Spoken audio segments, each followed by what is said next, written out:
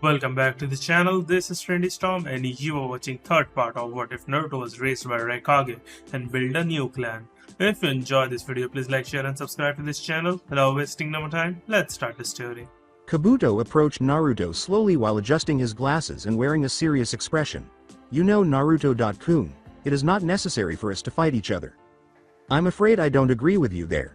You're trying to bring Tsunade back with you to heal Orochimaru's arms. I need her to come to Konoha and heal Yugito-chan. The two seem to be mutually exclusive. I can get Yugito out of Konoha, at which point she could be healed by either Tsunade or myself. Orochimaru Sama has taken a great interest in you too. I'm sure you'd benefit from his protection and training. Naruto let out an abrasive chuckle. Orochimaru's protection? I've heard plenty about his experiments and kinjutsu. I saw what he tried to mark us with back in the Forest of Death. Orochimaru doesn't know how to protect someone. He just uses them, and tells them whatever he thinks they need to hear if he's to get them on his side. Kabuto's hands took on the aura of a chakra scalpel. It's a pity you feel that way. Orochimaru desires your services as a willing servant. But he's not averse to the notion of having you as a test subject. With Megurushi no 2. Rimu blazing to life, Naruto's eyes narrowed. The two shinobi then vanished from view as they threw themselves at one another headlong, saying, "He's not about to get me as either of those." Naruto abruptly dodged Kabuto by dipping his body down when he was within 5 feet of him. He moved out to the side, dropping his torso low and to the right, requiring him to balance with a hand on the ground. Naruto had an opening of his own after Kabuto's chakra scalpel passed harmlessly overhead due to his preemptive dodge. He struck out with his left foot, intending to tear the medic's hamstring with his claws. As was to be expected, Kabuto jumped back to avoid the slash, giving Naruto the advantage. The young Araki kept twisting his body, putting his left foot down and raising his right for a kick that would break Kabuto's kneecap with his heel.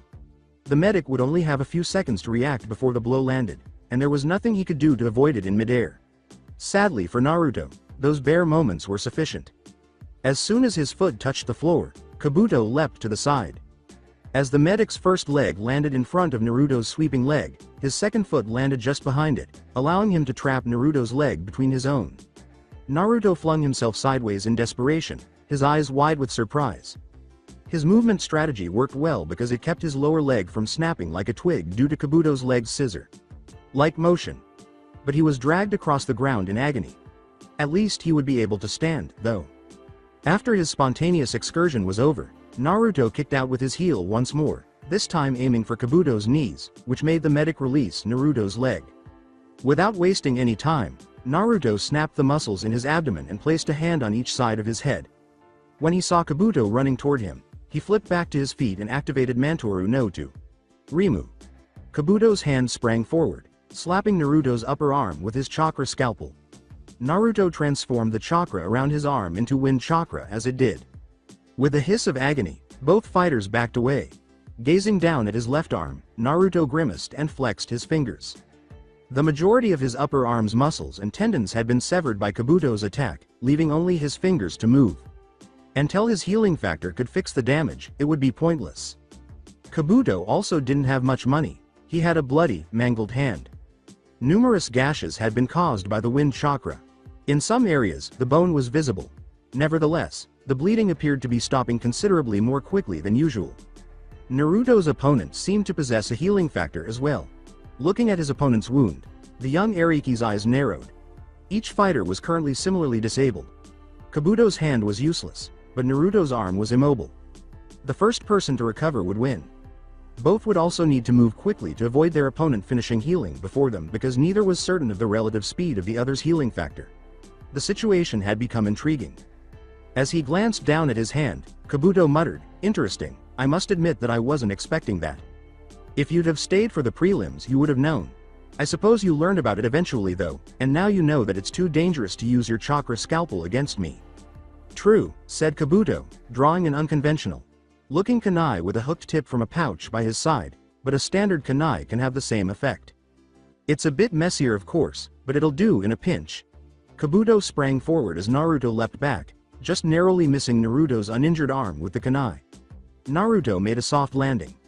In order to avoid 2 more kunai swipes, he had to instantly spin to the side and duck. He couldn't, however, avoid Kabuto's sidekick.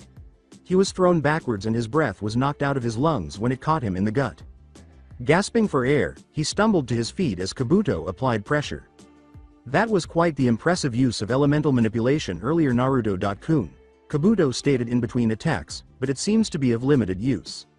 You can't keep it up continuously nor activate it quickly. In short, you need to either be a great deal faster than your opponent or expecting the blow. If anything, I'm faster than you.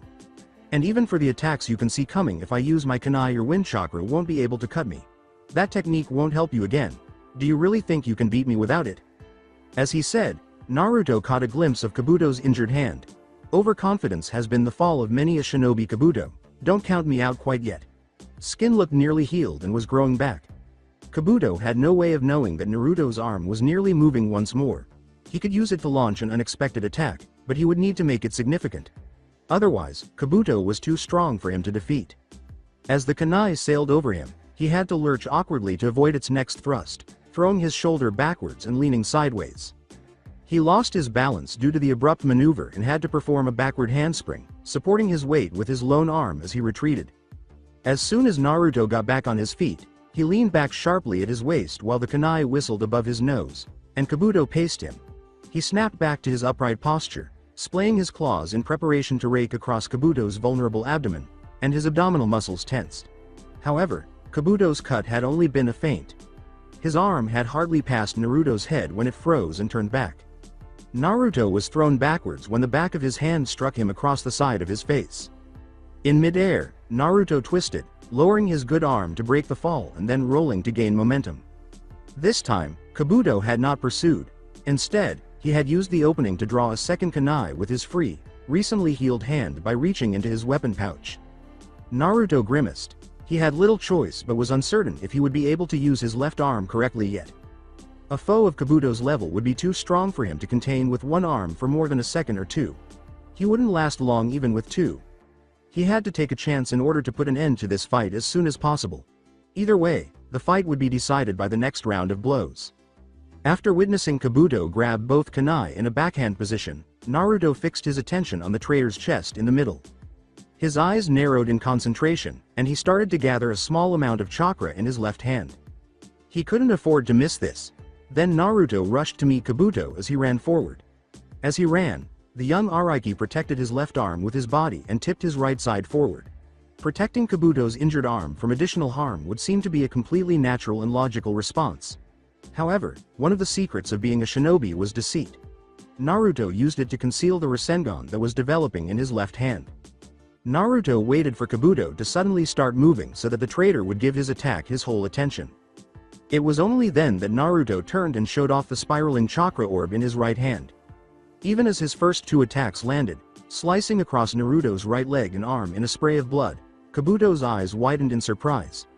Naruto found himself crumpling toward the ground as Kabuto's next target was the left leg, but Kabuto's attack had not been swift enough. The Kumo.nin felt Naruto's attack even as the second kunai ripped across his forearm. Rasengan. As it struck Kabuto's chest, the spiraling orb of chakra tore like rice paper through the thick fabric of his tunic and tabard.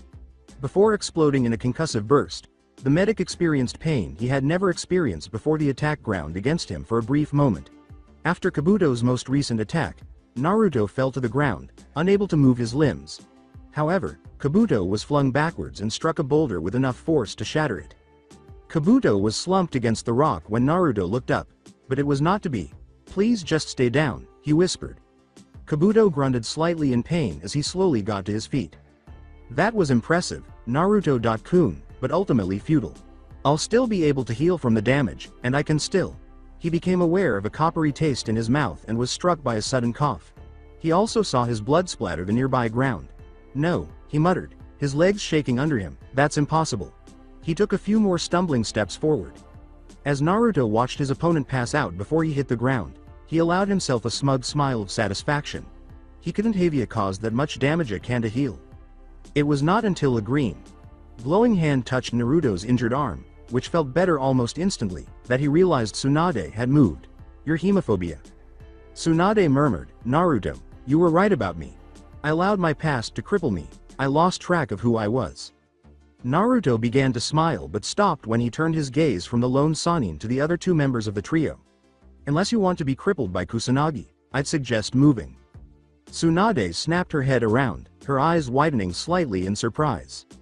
Naruto let out a startled yelp of pain as her hand closed tighter around his injured arm. Then she leapt away, saving Naruto and herself just in time to avoid Kusanagi embedding itself in the ground. Jiraiya tried to stand up as Tsunade landed, but he collapsed when weight was placed on his left foot. His leg was so badly injured that it could not bear his weight at all. Shizune and Naruto were also rendered immobile. Even if he was unable to use his arms, that was still a lot of sitting ducks against someone as dangerous as Orochimaru. Fortunately, she thought as she bit her thumb, she was also a Sannin and had a number of options that would help her situation somewhat. As she ran through the same set of seals, she noticed Jiraiya biting his thumb as well. Orochimaru leapt back, his eyes widening slightly as he directed chakra toward the seals inked on his bloodied arm. Acting more in unison than they had in well over 10 years, the three Sannin performed the same jutsu at the same time. Their timing was so flawless that their three voices blended into one. Kachiyose no Jutsu. For a brief moment, dense smoke clouds covered the entire battlefield. They passed quickly, and the Sannin standing atop their most potent summons was revealed. Gamabunta, the Toad Boss who had transported the Yondaime Hokage to engage in combat with the Kyuubi no Kitsune, was crouching on top of Jiraiya. On top of Manda, the Lord of the Snake Summons, Orochimaru stood beside Kabuto. Tsunade stood on top of Katsuya, the Slug Queen, guarding Naruto's prone form. Tsunade whispered, "Katsuya, take the boy to Shizune. Tell her I want him healed as soon as possible." "Yes, my lady." Naruto was carried back towards Katsuya's tail by a bulge that appeared beneath him. A miniature version of the enormous slug that carried Naruto over to Shizune, who was nearly finished healing herself, was created when the bulge broke off as it reached the end of Katsuya. Then Manda's sibilant hiss swept across the battlefield, diverting Tsunade's attention. "So you've dared summon me again, Orochimaru. Where are my sacrifices? I'll have them for you after this fight is done. In the meantime, we have some old rivals that must be taken care of. I see I have desired their demise for quite some time. Very well, I will accept a delay on my payment. But I expect it to be doubled next time I'm summoned." Gamabunta slowly pushed his blade out of his sheath and blew a smoke ring. "I wouldn't presume that there'll be a next time, Manda.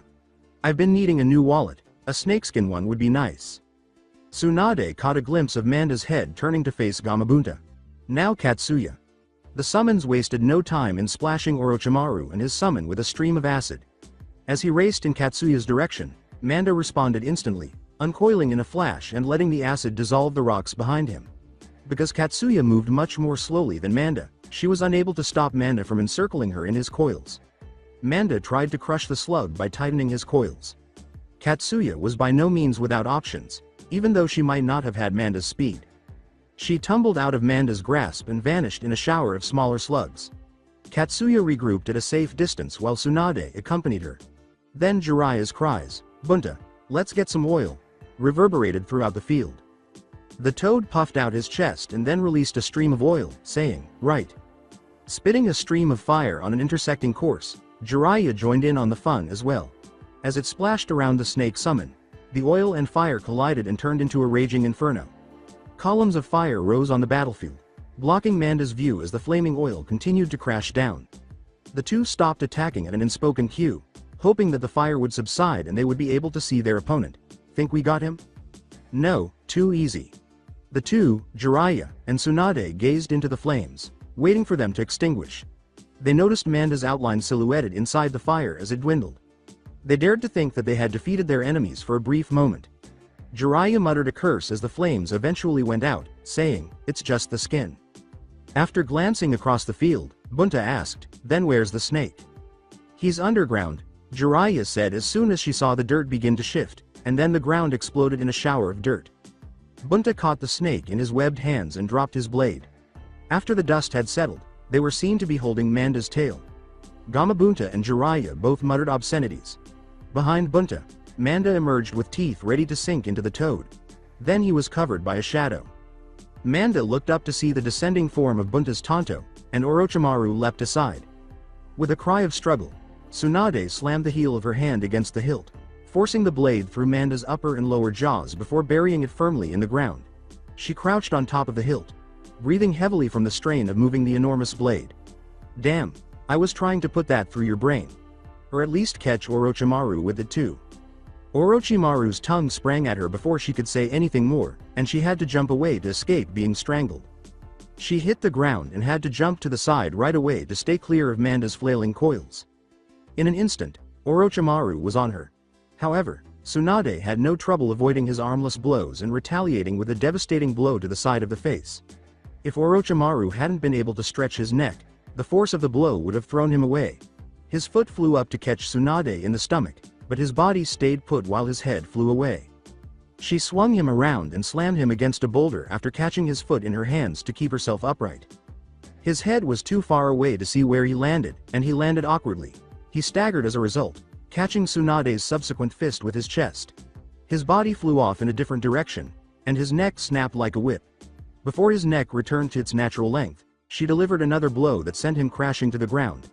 It arrived just in time to deflect Tsunade's subsequent blow to his cheek. He was wise enough to allow it to take him away this time. After landing in a heap, he wasted little time getting up and walking 20 feet to Kabuto's side. He spit a fang into the dirt, and his eyes narrowed. He shifted, putting a hand on Kabuto as he started to sink into the ground, saying, "You've made a mistake turning down my offer, Tsunade. You aren't the only way for me to restore my arms, and I could have helped you as well. Make no mistake, I will restore my arms. Then Konoha will burn, and you along with it." She slammed her fist into the ground, making a huge crater, and arrived at Orochimaru just as he vanished into the earth. But Orochimaru was nowhere to be seen, apparently vanished as soon as he vanished into the earth. She turned to face Manda and took a threatening step in his direction before he vanished in a cloud of smoke, saying, "Damn, he got away." Gamabunta's tongue placed Jiraiya beside Tsunade, and then the Toad boss threw himself out as well, with Katsuya departing soon after. "Sorry I couldn't have been more help. He caught me around my ankle with that tongue of his. It broke when he slammed me into the ground, I could barely stand." With her green, glowing hands raised, Tsunade said, "Hold still, you old pervert, I'll get that fixed up for you." "So, does this mean you'll accept the job?" "Yes, he was right about me. I need to overcome my past, need to move on. He helped me realize that becoming Hokage is something I need to do both for myself and the village. Even if it wasn't, I owe it to the village after abandoning it for so many years. That, and I owe it to Naruto to try healing his girlfriend after the help he gave me." They turned to see Naruto approaching them, moving steadily in spite of the blood on his GI and slashed pants. "I'm glad to hear it. Naruto, you shouldn't be on your feet so soon. I may have healed you, but the damage to your limbs was extensive. You shouldn't be moving around so soon." Healing factor, Shizune, healing factor. It doesn't take me nearly as long to recover from wounds as it does most people, especially if a medic helps me. But I've had 10 years to learn the limits of my healing factor, Shizune. You've had a few minutes. Trust me on this. He looked at Tsunade. "It's nice to see that you finally come to see reason though. How long until we head back to Konoha?" "Well, the high-stakes blackjack tournament starts tomorrow at noon and..." Naruto squeezed his nose bridge. "Allow me to rephrase that. Yugito Chan is in critical condition and every second counts. How long will it take you and Shizune to pack your stuff up so we can get back to Konoha as fast as possible?" "You know, Gaki, there aren't many that would speak to the Hokage in that tone." "Well, I found out earlier that it's the only way to get through to you." Before he could follow, her finger flicked out, knocking the Hittite off his head and hovering in front of his bare forehead. Fearing a finger flick to his forehead, he closed his eyes and winced. Instead, she kissed him on the forehead for a few seconds, pressing her lips against it. "I know, thank you. For the help you've given me, you deserve this," she said, holding out her necklace in one hand. Tsunade's hand was gently wrapped around the jewelry when Naruto reached up and said, "No, it belongs with a Kage, or at least someone who aspires to the position. Heal Yugito Chan, and I'll consider us more than even." She grinned. "If you say so, Shizune and I will be ready in half an hour. Meet us at the front gate. I guess I should probably change before I leave. I'll clean it after we get back to Konoha," Naruto said, picking at his GI. "How long will that take?" he asked Jiraiya. "If we leave in half an hour and rest overnight, sometime late tomorrow afternoon." "How long if we travel straight through? Look, I know you want to hurry and get help to Yugito, but even Tsunade can't treat someone effectively after 16+ hours of hard travel. You have to remember we're human, and we'd be wise not to push ourselves too far." "Well, come on, Arrow. Senin," Naruto sighed, "I guess, suppose I'm just getting a little anxious." He turned and began to walk back to town, saying, "Let's get packed." "Arrow. Senin?" Tsunade asked, fighting back the urge to laugh as a smirk appeared on her face. "The kid has no respect for his elders," Jiraiya said, shaking his head. Jiraiya's estimation turned out to be accurate, and late the next afternoon, the four shinobi approached Konoha's gates. Jiraiya approached the Chunin on duty with a swagger. Whatever he said was effective, even though Naruto didn't hear it. Without a word from the guards, the other three shinobi went through the gates. Tsunade took in her surroundings as she glanced around. "Jiraiya, is the hospital still in the same spot or did they build a new one?" "It's still there." Even as rumors of Tsunade's return started to circulate, the two medic.nin strode swiftly down the street, with the civilians separating before the resolute shinobi. "Good, Shizune, let's go." The Toad Sage saw a sliver of hesitation in Naruto's step as he and Jiraiya fell in step behind them. "Worried, kid?" Jiraiya's face went white as he started looking around them for a way out. "If you're smart you'll be worried too." San's probably in that hospital." Naruto pulled him along by grabbing him by the front of his shirt. "Oh no, you're coming with me. The best way to deal with her yelling at you is to make sure she has someone else to yell at as well." "You'd really put me through that after all the help I gave you tracking down Tsunade so quickly?" Jiraiya's response had a tone of desperation in it. Naruto muttered a snort to himself. "Women scorned have nothing on mothers worried. I'll take all the help I can get." Tsunade rushed to the front desk as soon as she entered the hospital. "What room is Araiki Yugito in?" With a look of surprise on her face, the nurse raised her head. "Tease. Tsunade-sama. I've been led to understand that her condition is quite severe. Tell me what room he's in." The nurse looked down and shuffled the papers on her desk. "Yes, Tsunade-sama," she said. "She's in intensive care, room 713. She turned on her heel and headed for the stairs, saying, "Thank you." Naruto trailed after her. Jiraiya had guided him to the room from the outside during his previous visit. He was unsure of how to enter the room. Naruto retreated as they approached, following Jiraiya. "She's in there." "What's she like when she's mad?" Jiraiya asked with a slight shudder. "I'm not sure if I've ever made her as mad as she might be now." "Wonderful." Akana stood up in surprise as Tsunade shoved the door open and picked up the clipboard at the foot of Yugito's bed. She didn't recognize Tsunade until she was ready to demand her identity. "Tsunade? If you're here that means that Naruto and Jiraiya. They're out in the hall." Akana turned and bounded out the door, sweeping past Shizune as she went. "I'll leave you to examine her charts in peace then." Shisho. She seemed angry about something. As she continued to review the charts, Tsunade's tone was distracted. Jiraiya probably did something stupid again. When Akana entered the hallway, her eyes narrowed as she stalked toward the two shinobi who were standing there. "You," she said, and they both swallowed hard, preparing for her anger. She started by focusing on Naruto. "What the hell were you thinking? Deciding to go wandering around with one of Konoha's Dentetsu no Sannin without even telling anyone before you left? What if he had been ordered to ensure that you couldn't return to Kumo? He could have made you disappear and you wouldn't have been able to do a damn thing about. Not to mention the possible repercussions from back home. You could have been declared a nuke.nin for pulling a stunt like that." Akana turned to glare at Jiraiya, interrupting Naruto as he opened his mouth to reply. "And you, how dare you take my son anywhere without talking to me? Especially when you knew of the possible consequences too. I never expected such reckless decision. Making from a Sannin. This trip was the most ill-advised, reckless. I'd do it again." Naruto winced a little as Akana stared at him again, but he refused to back down. "Yugito. Chan needed Tsunade to help her recover, so I did everything in my power to make sure that she returned to Konoha." Looking back at the door, Akana sighed. "I can understand why you did it, but that doesn't mean I agree with it. We'll continue this conversation later, seeing as how I shouldn't yell too much in a hospital." She pulled a scroll out of one of the pouches on her vest and opened another gray vest. "You were awarded the rank of Chunin based off of your performance in the exams," she said while throwing the vest at him. "You're just lucky they didn't take stupid decisions made after the fact into the equation." The door opened and Tsunade stepped out, interrupting Akana. "Yugito's condition is every bit as bad as you made it out to be, but I should be able to heal it."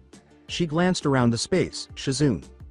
Through the doorway, the dark-haired assistant of Tsunade peered in. "Yes, Tsunade-sama? Find an administrator.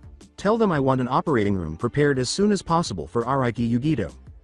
Shizune briskly started down the hallway, sweeping past an elderly couple as they turned the corner, and said, "I'm on it." Kaharu, Homura. Word of my return must have spread quickly, Tsunade said, her eyes narrowing. Homura said, yes, the council is gathering right now. They are excited to meet with you, as he took a half step forward. A council meeting can wait. I have work that needs to be done. Kaharu looked at him. Tsunade. You're the Godem Hokage, you have responsibilities now. The council. Any bureaucratic crap the council wants to do can wait. It'll make little difference whether it gets done now or tomorrow.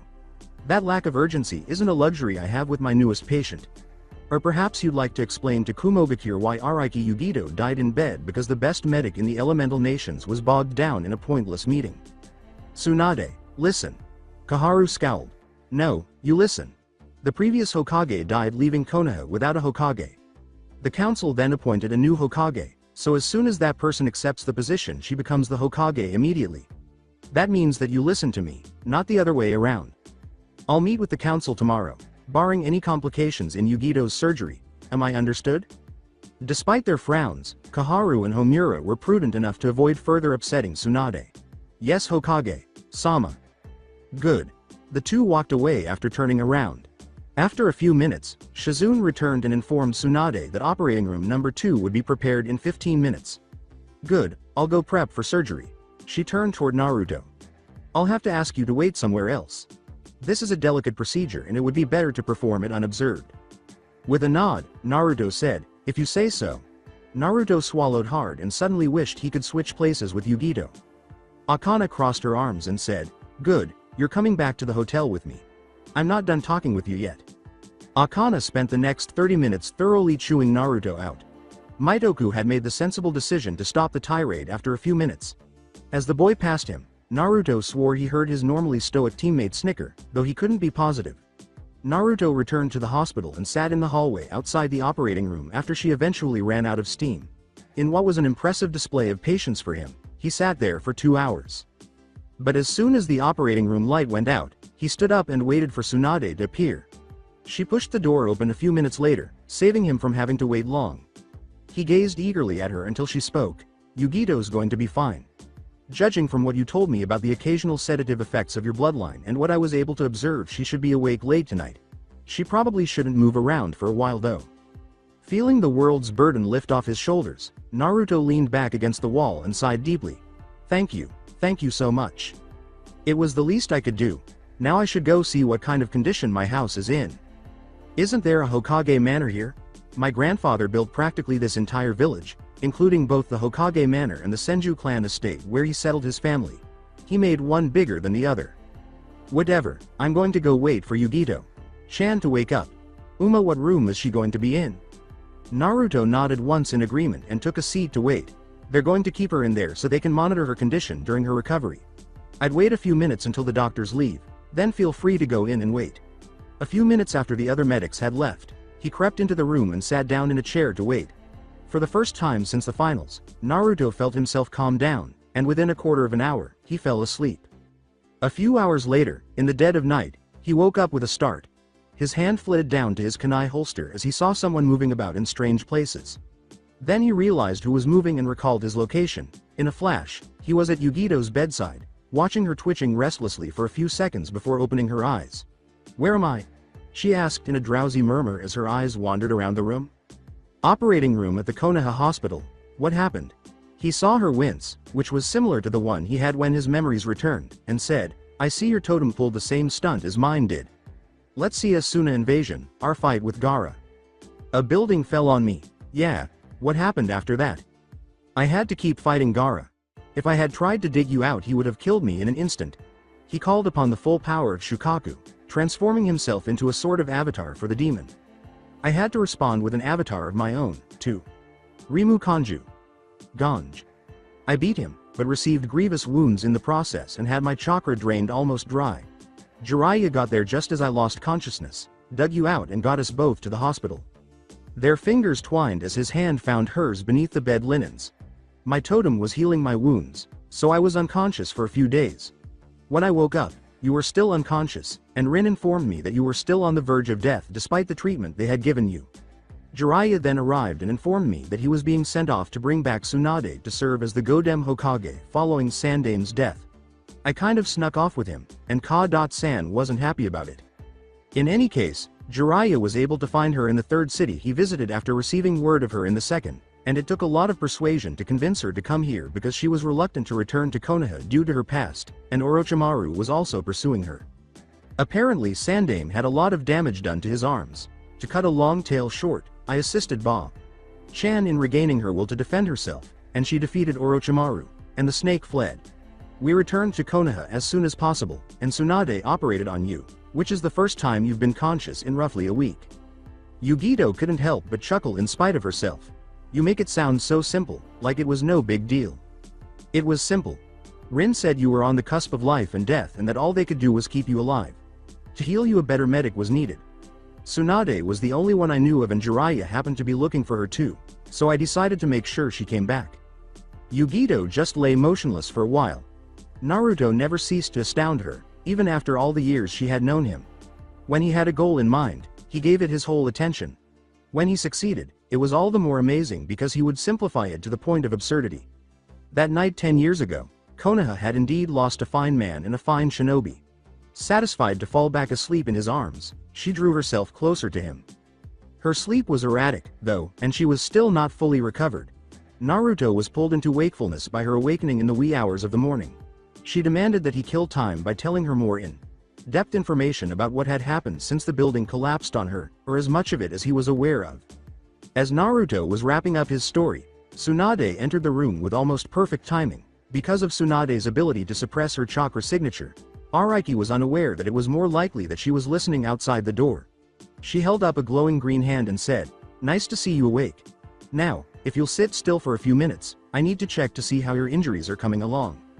She touched Yugito's forehand lightly and then swept her hand over almost every inch of Yugito's body. As the Arikis anxiously watched, she briefly checked her clipboard after completing her examination. "Well, there were no complications yesterday in surgery and I can't find any now. Your wounds are almost healed and the healing factor your bloodline provides has done an excellent job of healing what I wasn't able to get to in surgery. You should probably remain in bed for the remainder of the day, but I should be able to clear you to leave the hospital by tomorrow. It'll be a while before you want to undertake any strenuous activity, but you should be perfectly healthy in a few days." Tsunade observed both Kumo.nin relax, of feeling better, but she was unable to determine which of them seemed more relieved. She turned and moved in the direction of the door. "Oh, and Yugito." She paused halfway out the door before continuing, "Well, I need to get some politics out of my way so I have to leave now." "Yes?" After giving the young blondes another look, she said, "That's some boyfriend you've got there. I'd be sure to hang on to him if I were you." She then turned and left the room, smiling at the red flushes that were appearing on both of the young Kumo-nin's faces. When Tsunade shut the door, Yugito reclined in her bed and looked around the room. As she said, "Uma Naruto-kun," her blush intensified. Naruto, who is still not the most perceptive person when it comes to women, didn't notice. "Yeah, some of my outfits are in the closet over there, and you know I've always hated hospital gowns." "Aha, you want me to leave so you can change?" "Not exactly, I don't think I can reach behind my back or bend very well at the waist. So I'd need some help." "Oh, okay. It might take me a while to find Ka-san though, I'm not sure where she is at the moment." Yugito sighed, frustration starting to take the place of her previous embarrassment. "Akana. Sensei's not the member of our team I had in mind." "Well, if not Akana Thina." Naruto abruptly stopped speaking, turning intensely red as he finally understood what Yugito was saying. Yugito smiled as she saw Naruto's, her own embarrassment lessening a little. She swung her legs out from under her blankets and forced herself to stand up. "Well, I figure you deserve a bit of a reward. With all the trouble you went through to bring Tsunade here. I'm thinking a peek now and a date later when I can leave." That proved to be a mistake because her knees buckled and Naruto had to move quickly to catch her. "Careful," he warned, "you're not healed yet so don't push yourself too hard." With a frustrated glance, Yugito said, "Shut up and get my clothes." To put it mildly, Yugito thought getting dressed was an interesting experience. Naruto's hands were steady and delicate, like those of most shinobi. But when it came to the first time he saw his girlfriend nude. And even though the contact was completely innocent, he became a bumbling fool when it came to touching his nude girlfriend. The part where both Arikis flushed a deeper shade of red than either of them had imagined was the most interesting of putting on her underwear. The bra was also a little tricky. This was because, in typical male fashion, Naruto had no idea how to operate the clasp. The fact that Yugito couldn't physically reach behind her back to assist him didn't help either. Braiding her hair was the only thing he had failed to do. He simply didn't know how and didn't seem to understand her directions. She was compelled to put her hair in a loose ponytail because she was unable to get her hands behind her head to do it herself. She also promised to teach Naruto how to braid her hair the way she preferred in the future. About an hour later, Akana paid Yugito a visit and arched an eyebrow. Her young charge gave her a suspicious look and said, "What? Really nothing. I simply can't recall ever seeing you without your hair in a braid. I am unable to braid it by reaching behind me. Additionally, it appears that your son is incapable of figuring out how." "It's good to see you conscious again, Yugito. You had us worried for a while," Akana said, letting out a sigh and guiding Yugito forward before sliding onto the bed behind her. She quickly braided her student's hair, letting her hands fall into a familiar pattern and throwing Yugito a gray vest as she climbed off the bed. The different officials who looked at the exams also decided that you're worthy of a promotion to Chunin. Naruto had the good sense to appear somewhat meek at that statement. It also caused some of us to make some dubious decisions as well. Congratulations. Thank you, Akana. Sensei. She looked at the vest for a few moments, noting that Kumo had always preferred a different style from the other hidden villages, leaving a good amount of the upper right torso and right shoulder uncovered, with a strap of cloth that extended over the left shoulder and the end attached to the rest of the vest to keep it on. The front of the vest had no scroll pouches, but there were several places where the cloth overlapped to create a number of shallow, wide pockets that would be useful for storing letters and tags. AN. If you're having trouble imagining it, check out manga chapter 408 page 17. There's a pretty good image of Karabi wearing one. I'll have to see if I can find a shop in this village that can embroider our clan symbol on the back of these. Naruto uttered a sheepish, "Oh, I wonder why I never thought of that." "Because you've always been blind when it comes to fashion," Yugito replied, her voice full of wry amusement. "When we were younger, I recall arguing with you for a week in order to prevent you from getting that orange outfit." With his arms folded in front of him, Naruto said defensively, "I still don't see why you get to wear orange." "The same reason you have the slate. Blue is because her chakra is orange," Akana interrupted, her frustration palpable in her voice. "Furthermore, she uses it as an accent rather than the primary color." Naruto wisely stopped talking, knowing better than to argue with two women.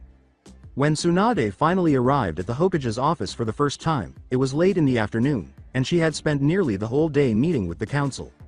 She recognized the importance of this, as she had been away from the village for so long that she knew very little about its current situation, and even with all of her effort, she would still need to put in a lot more, particularly when it came to meeting some of the more well-known shinobi that were now under her command. She also had her coronation to endure. She was already beginning to get the impression that this job would be far less glamorous and more mundane than most people had assumed, and she wondered what she'd gotten herself into. The door to her office swung open, and Tsunade's eyes narrowed as she continued to study the document on her desk. She had sent Shizune to check on the hospital's operations. Naruto was definitely still hanging out with Yugito, and Jiraiya had always entered through the window whenever he visited Sarutobi. Sensei. That left three, and only one of them she could imagine bothering her now.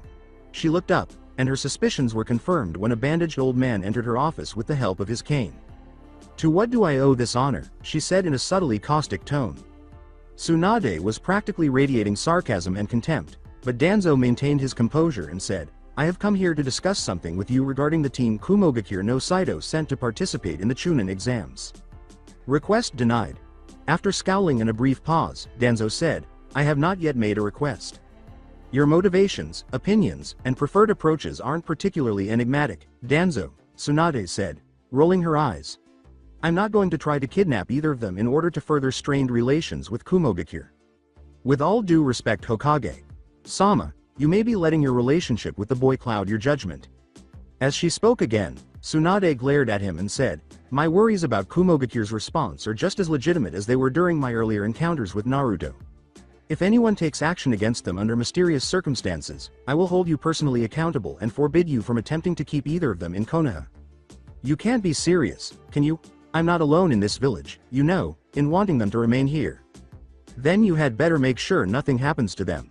He left, a Ney operative falling in step behind him as soon as he was out the door. "I see," Danzo said calmly on the outside but furiously on the inside. He knew he had little chance of persuading Tsunade to support him in this after Jiraiya's stunt, but that didn't make him any less irate. It appears that Jiraiya's choice to bring Araki-san with him had some unexpected consequences, sir, the agent said after they had left the Hokage's tower and were farther away from any onlookers. The problem in dealing with Jiraiya is that he plays the part of the fool so well that most people forget he's doing just that, playing the part of the fool, Danzo sighed. His Nei operatives had their strengths, but unfortunately, his conditioning that made them emotionless tools also left most of them practically useless when it came to matters of intrigue unless someone else was along to spell things out for them.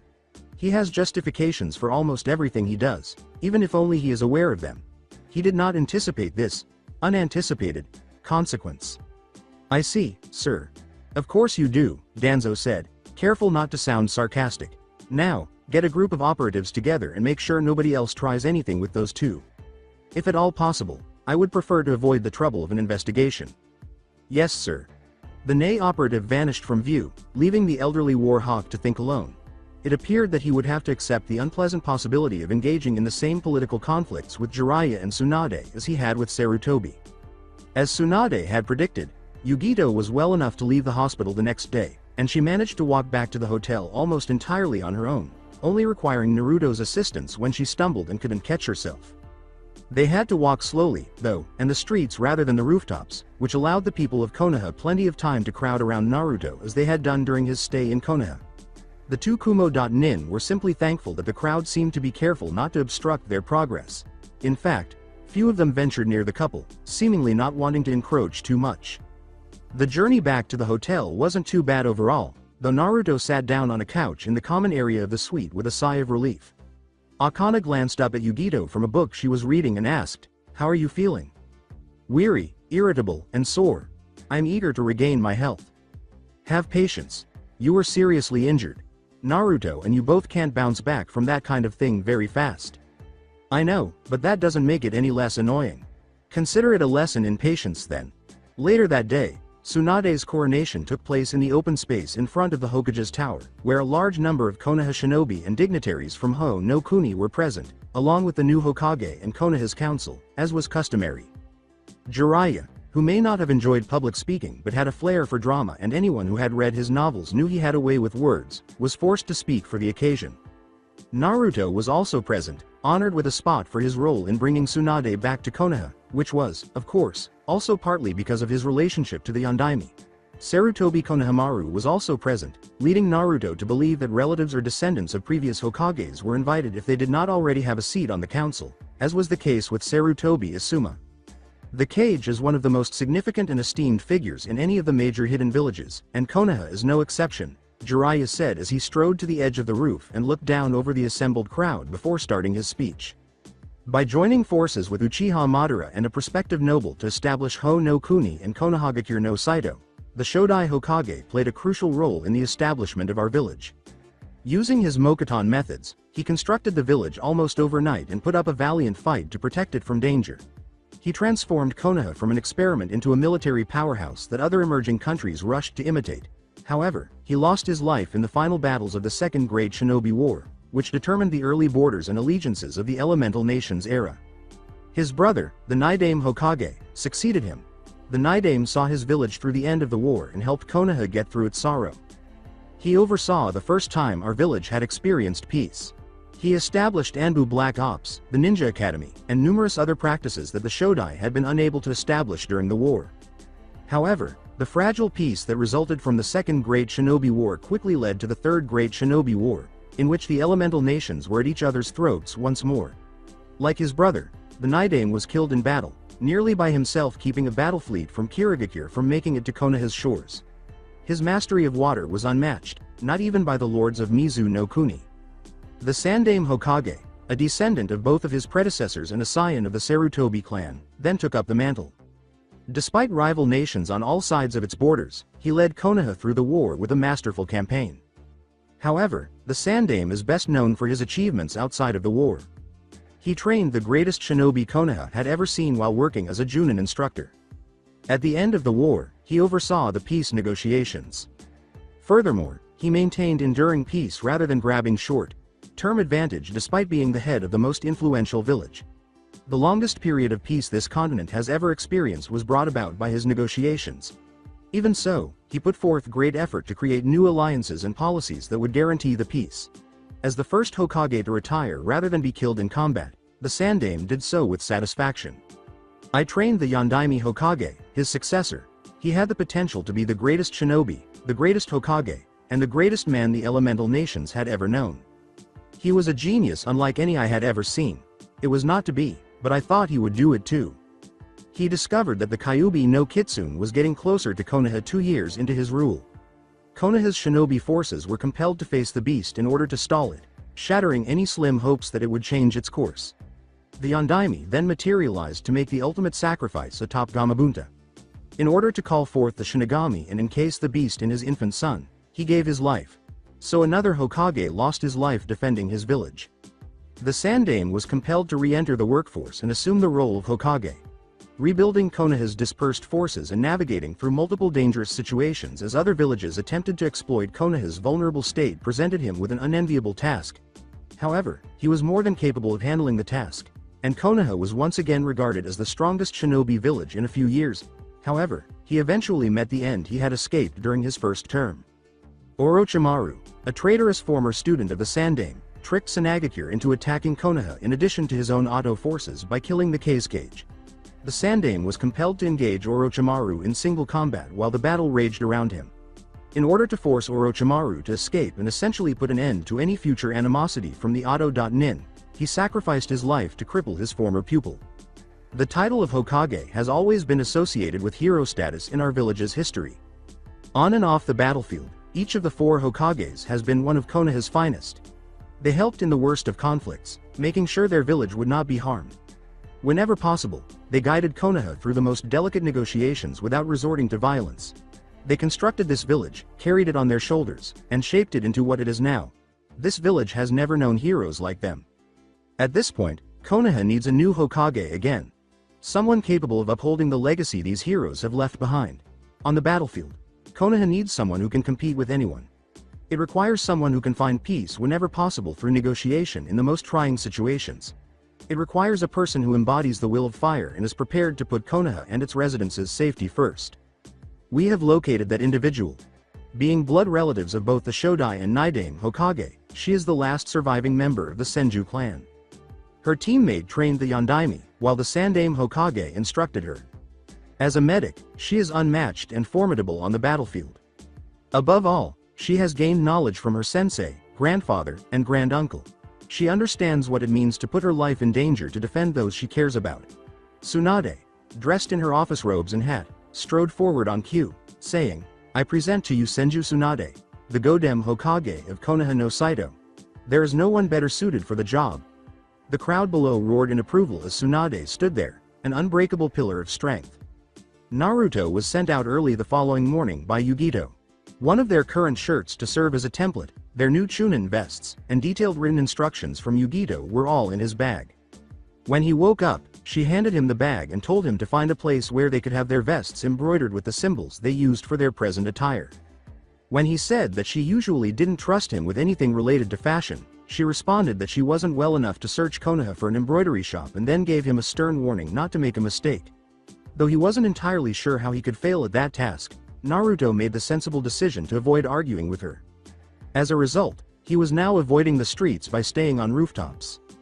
He looked down at the store signs and sighed. He was beginning to miss Kumo. Perhaps it was growing tired of Konoha more than it was missing Kumo. Although he might have experienced some hero worship there as well, it was far less severe than in Konoha. Unless he was in a rush, he had never considered using the rooftops to get around Kumo to be advantageous. Oh well, Yugito would be fully recovered in a few more days. After that, they could at last return home. Abruptly, he halted and looked down at the streets.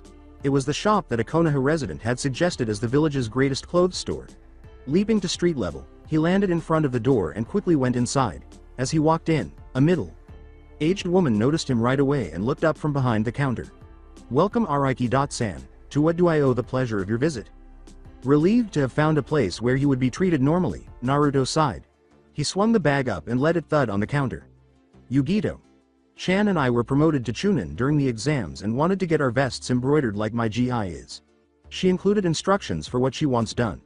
We need it done in 4 or 5 days too, after that we're heading back to Kumogakure.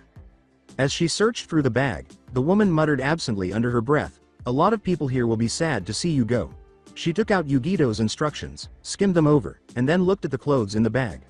"Hama, it'll be a complicated bit of embroidery, but I can have it done the day after tomorrow. After that you can stop by to pick it up any time during business hours." "Wow, I thought it'd take longer than that. Araiki-san, you took Gaara down a block from this place. I hold no illusions about what would have happened if you hadn't fought him. Getting these done as fast as possible is the least I can do for you." "Thanks, I'll be back in 2 days I guess, see you then." Outside, Naruto jumped up onto the wall and ran back up to the rooftops. He tucked his body as he flipped up onto the rooftop, grabbing the roof's lip as he approached. At least he began to. He was in the middle of flipping when he noticed Jiraiya's head protruding from the building's side. With a curse, Naruto pulled himself to the side and released the roof with one hand. He landed in an awkward heap on the rooftop, barely missing Jiraiya. With a small groan, he forced himself to stand up and gave Jiraiya a disgruntled look. "Could your timing get any worse?" "Worse? I thought I timed that pretty good, especially since I had to judge your approach based off of your chakra signature. Next time I'm just going to kick you in the face." Snorting, Jiraiya said, "If you can, now follow me." "Follow you where?" "One of the training grounds, I want to show you something." "Show me what?" "If you follow me I'll show you." "All right, take the lead." Jiraiya spun around and bounded off, making her way to the village's edge. Behind him, Naruto paced the Sannin as they raced through the city. It took little time to arrive at the village's edge, and the two shinobi landed in a tiny clearing within the densely forested training area. "Now, what did you want to show me?" Jiraiya merely smiled before vanishing in a smoke and leaf whirl. "Damn, usually he at least has a reason for being a pain in the ass," Naruto muttered to himself after standing there in shock for a few moments. Behind him, in the brush, he heard a giggling sound and spun around. As she emerged from the tree line, Rin remarked, "Well, he did promise to give me a chance to speak with you." Naruto muttered, "Oh," as it suddenly became evident why Jiraiya had done what she had. "So, A melancholy smile pulled at her mouth. There was a period of awkward silence between the two as Naruto struggled to respond to the statement, clueless when it comes to talking to women, just like him. She averted her eyes and broke it, her voice low. "I failed you." Naruto's tone was a mix of surprise, shock, and perplexity as he answered, "Wada when?" "That night, 10 years ago when she kidnapped you. I could have stopped her, should have stopped her. I could have prevented it, kept you in Konoha." Sighing, "You can't blame yourself for that. Akana was, and still is, one of the best Junin in Kumogakure. You were a retired Chunin. It was hardly an even match." Her voice was getting louder and louder until she was practically screaming, and there were traces of anger in her tone as she said, "I should have trained harder then. I could have beaten her. I could have kept you here in Konoha, could have kept you. Hey, I know you might not like how things turned out. I know you wished I had stayed in Konoha, but that's not how things happened. That woman who's getting you so angry it is my mother, and Kumogakure is my home. If you can deal with that I'm more than willing to talk to you, learn about what kind of person you are. If not, then I don't have anything to say to you, so make your choice." Naruto's words caused Rin to recoil in surprise. Since Asuma had brought news of Naruto, she had envisioned this conversation 100 times, but never in this particular form. Her regrets over Naruto's kidnapping had always clouded her perception of this conversation. She hadn't considered the possibility that Naruto didn't necessarily share those regrets. She was able to relax somewhat after her unexpected revelation. "Yeah, I'm sorry. I never considered it from that viewpoint. It's not too surprising given the circumstances, I suppose. Look, there's no reason we can't talk. No reason we can't have a decent relationship. You certainly seem to want that. But like I said, Kumogakure is my home and Akana is my mother. If we're going to get along you'll have to accept that. I guess I can live with that. It might take a while though." Naruto leaned against a tree at the edge of the clearing and sat down, saying, "I can accept that. It occurs to me though. You know quite a bit about me, probably more of my early history than I do, but I know almost nothing about you." "Well, let's see, after I graduated from the academy I was placed on a genin team under your father," she said with a slight smile. "That sounds like a good place to begin." The two spoke for hours on topics that ranged from utterly trivial to extremely personal.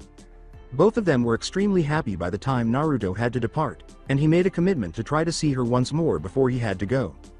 Akana was guiding Yugito through a series of stretches when Naruto returned to the apartment. The girl frequently winced in pain during the stretches, but she appeared to be able to complete them. Before he spoke, he patiently waited a few minutes until Akana was done with her. "So, how are you feeling?" She gave him a wistful smile and rubbed her shoulder before grumbling. "I've got my full range of motion back. But I'm pretty sore though, especially if I move too far in the wrong direction. It shouldn't be too much longer until I'm healthy again though. Then we can go back home." "Yeah, can't wait to get back to Kumo. None of us, besides Ka.san, have ever been away from there for this long since we've started living there, have we?" "No, come to think of it, we haven't. Moving on though, I take it you found somewhere to drop off our vests." "Yeah, some guy on the street directed me to what he said was the best clothing shop in the village. The lady working there said they'd be ready to be picked up the day after tomorrow, so plenty of time before we have to leave." "Good. Now come on, we're leaving." "What? Where? I just got back."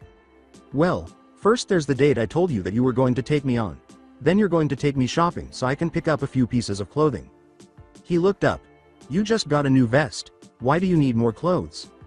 "Boys can be so dense at times." "The edge of the vest goes about here," Yugito said, shaking her head. She moved her finger below the majority of one of her breasts and traced it down and across her chest.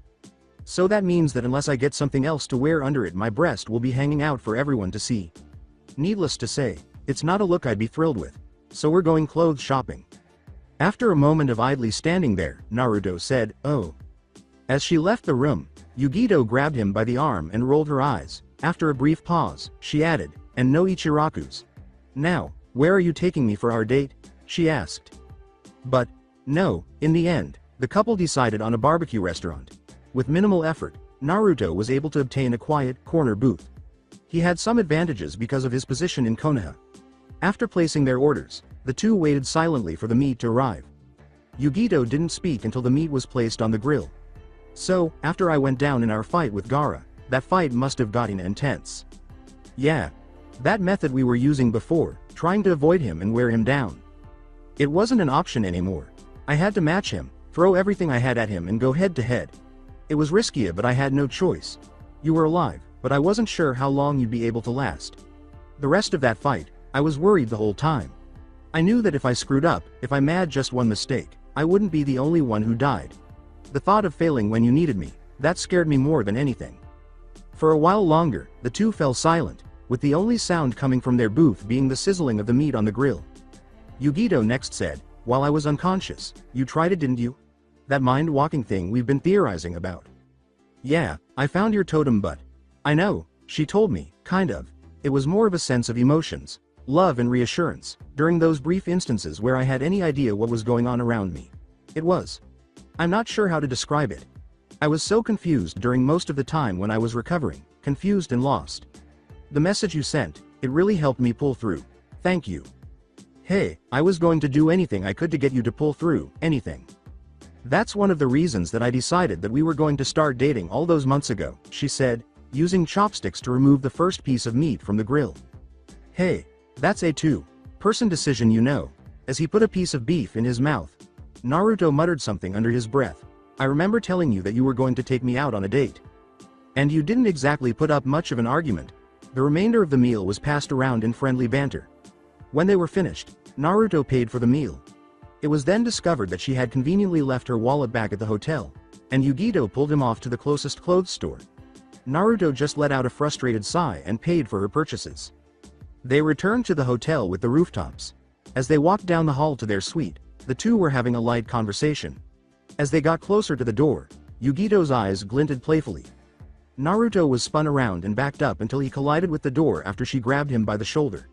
Her head leaned forward for the kiss, and she smiled as she leaned into him. The young couple entered the suite with grace as the door opened. They let out a little groan as they looked around, noticing that they were lying at Akana's feet. They both flushed, with Akana fighting to hide her laughter. After a few moments, Yugito spoke, her voice low and tinged with tightly suppressed frustration and a hint of anger. "Why must you always insist on interrupting us during these moments?"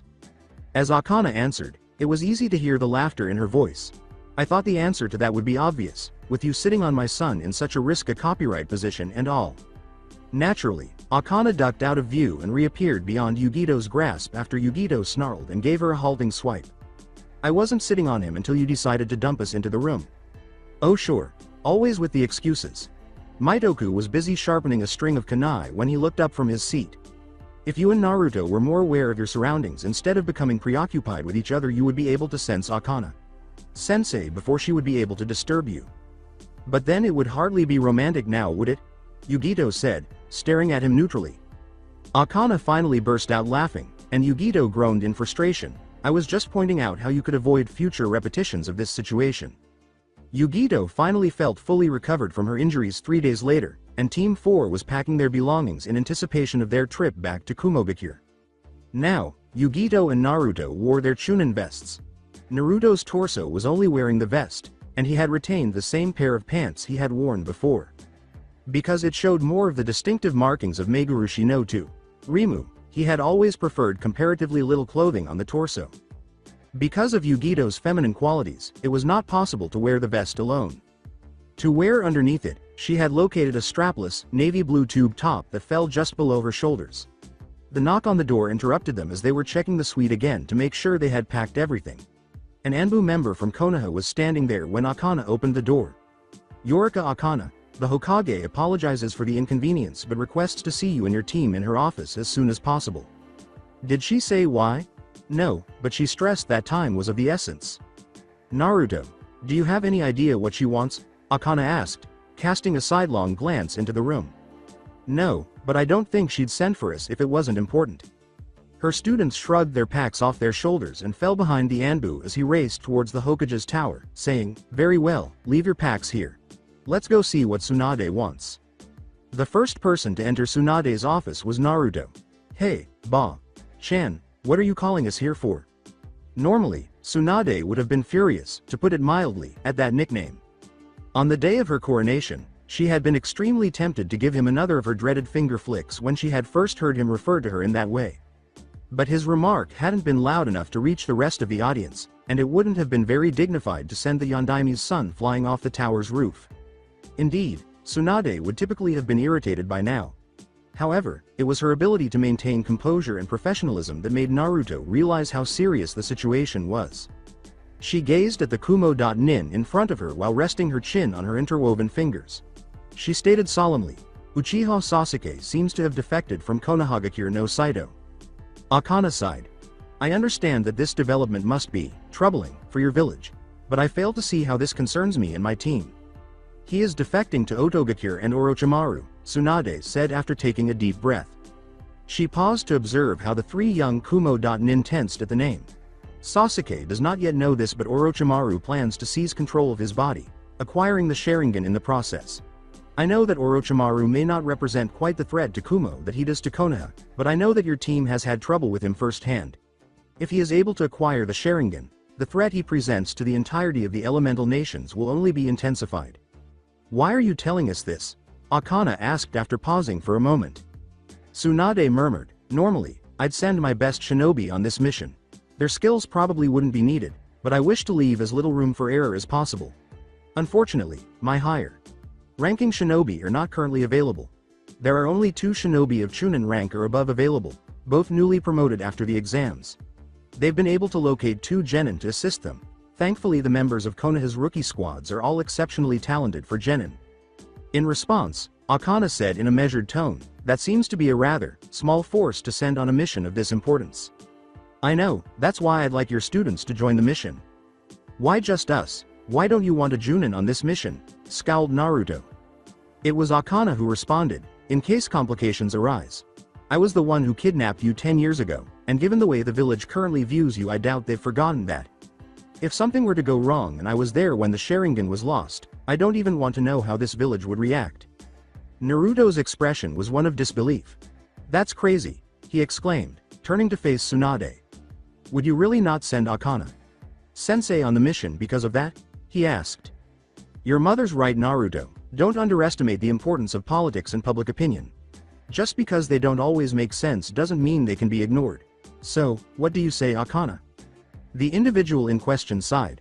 I'm not sure I feel comfortable with sending them on this mission. Given the circumstances, it is within my rights to do so, but I'm not sure I'm willing to expose them to the kind of danger this mission could put them in for the sake of returning the Uchiha to Konoha. After a moment of hesitation, Tsunade leaned back in her chair and answered.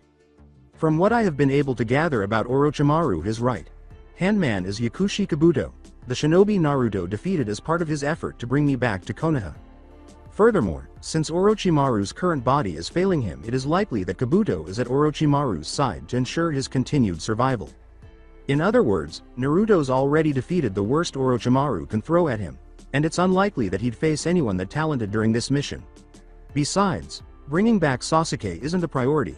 Ensuring that Orochimaru doesn't get the Sharingan is. I won't deny that I'd prefer to have Sasuke brought back to the village, but I'd rather see him blind or dead than see the Sharingan in Orochimaru's hands. For several minutes, Akana stood in silence, weighing the circumstances before answering. The three young Kumo.nin vanished from view as they disappeared out Tsunade's window and made their way to Konoha's front gate. Very well, I will allow my team to join this mission. However, she said, turning to her team, I don't want you needlessly risking your lives on this mission.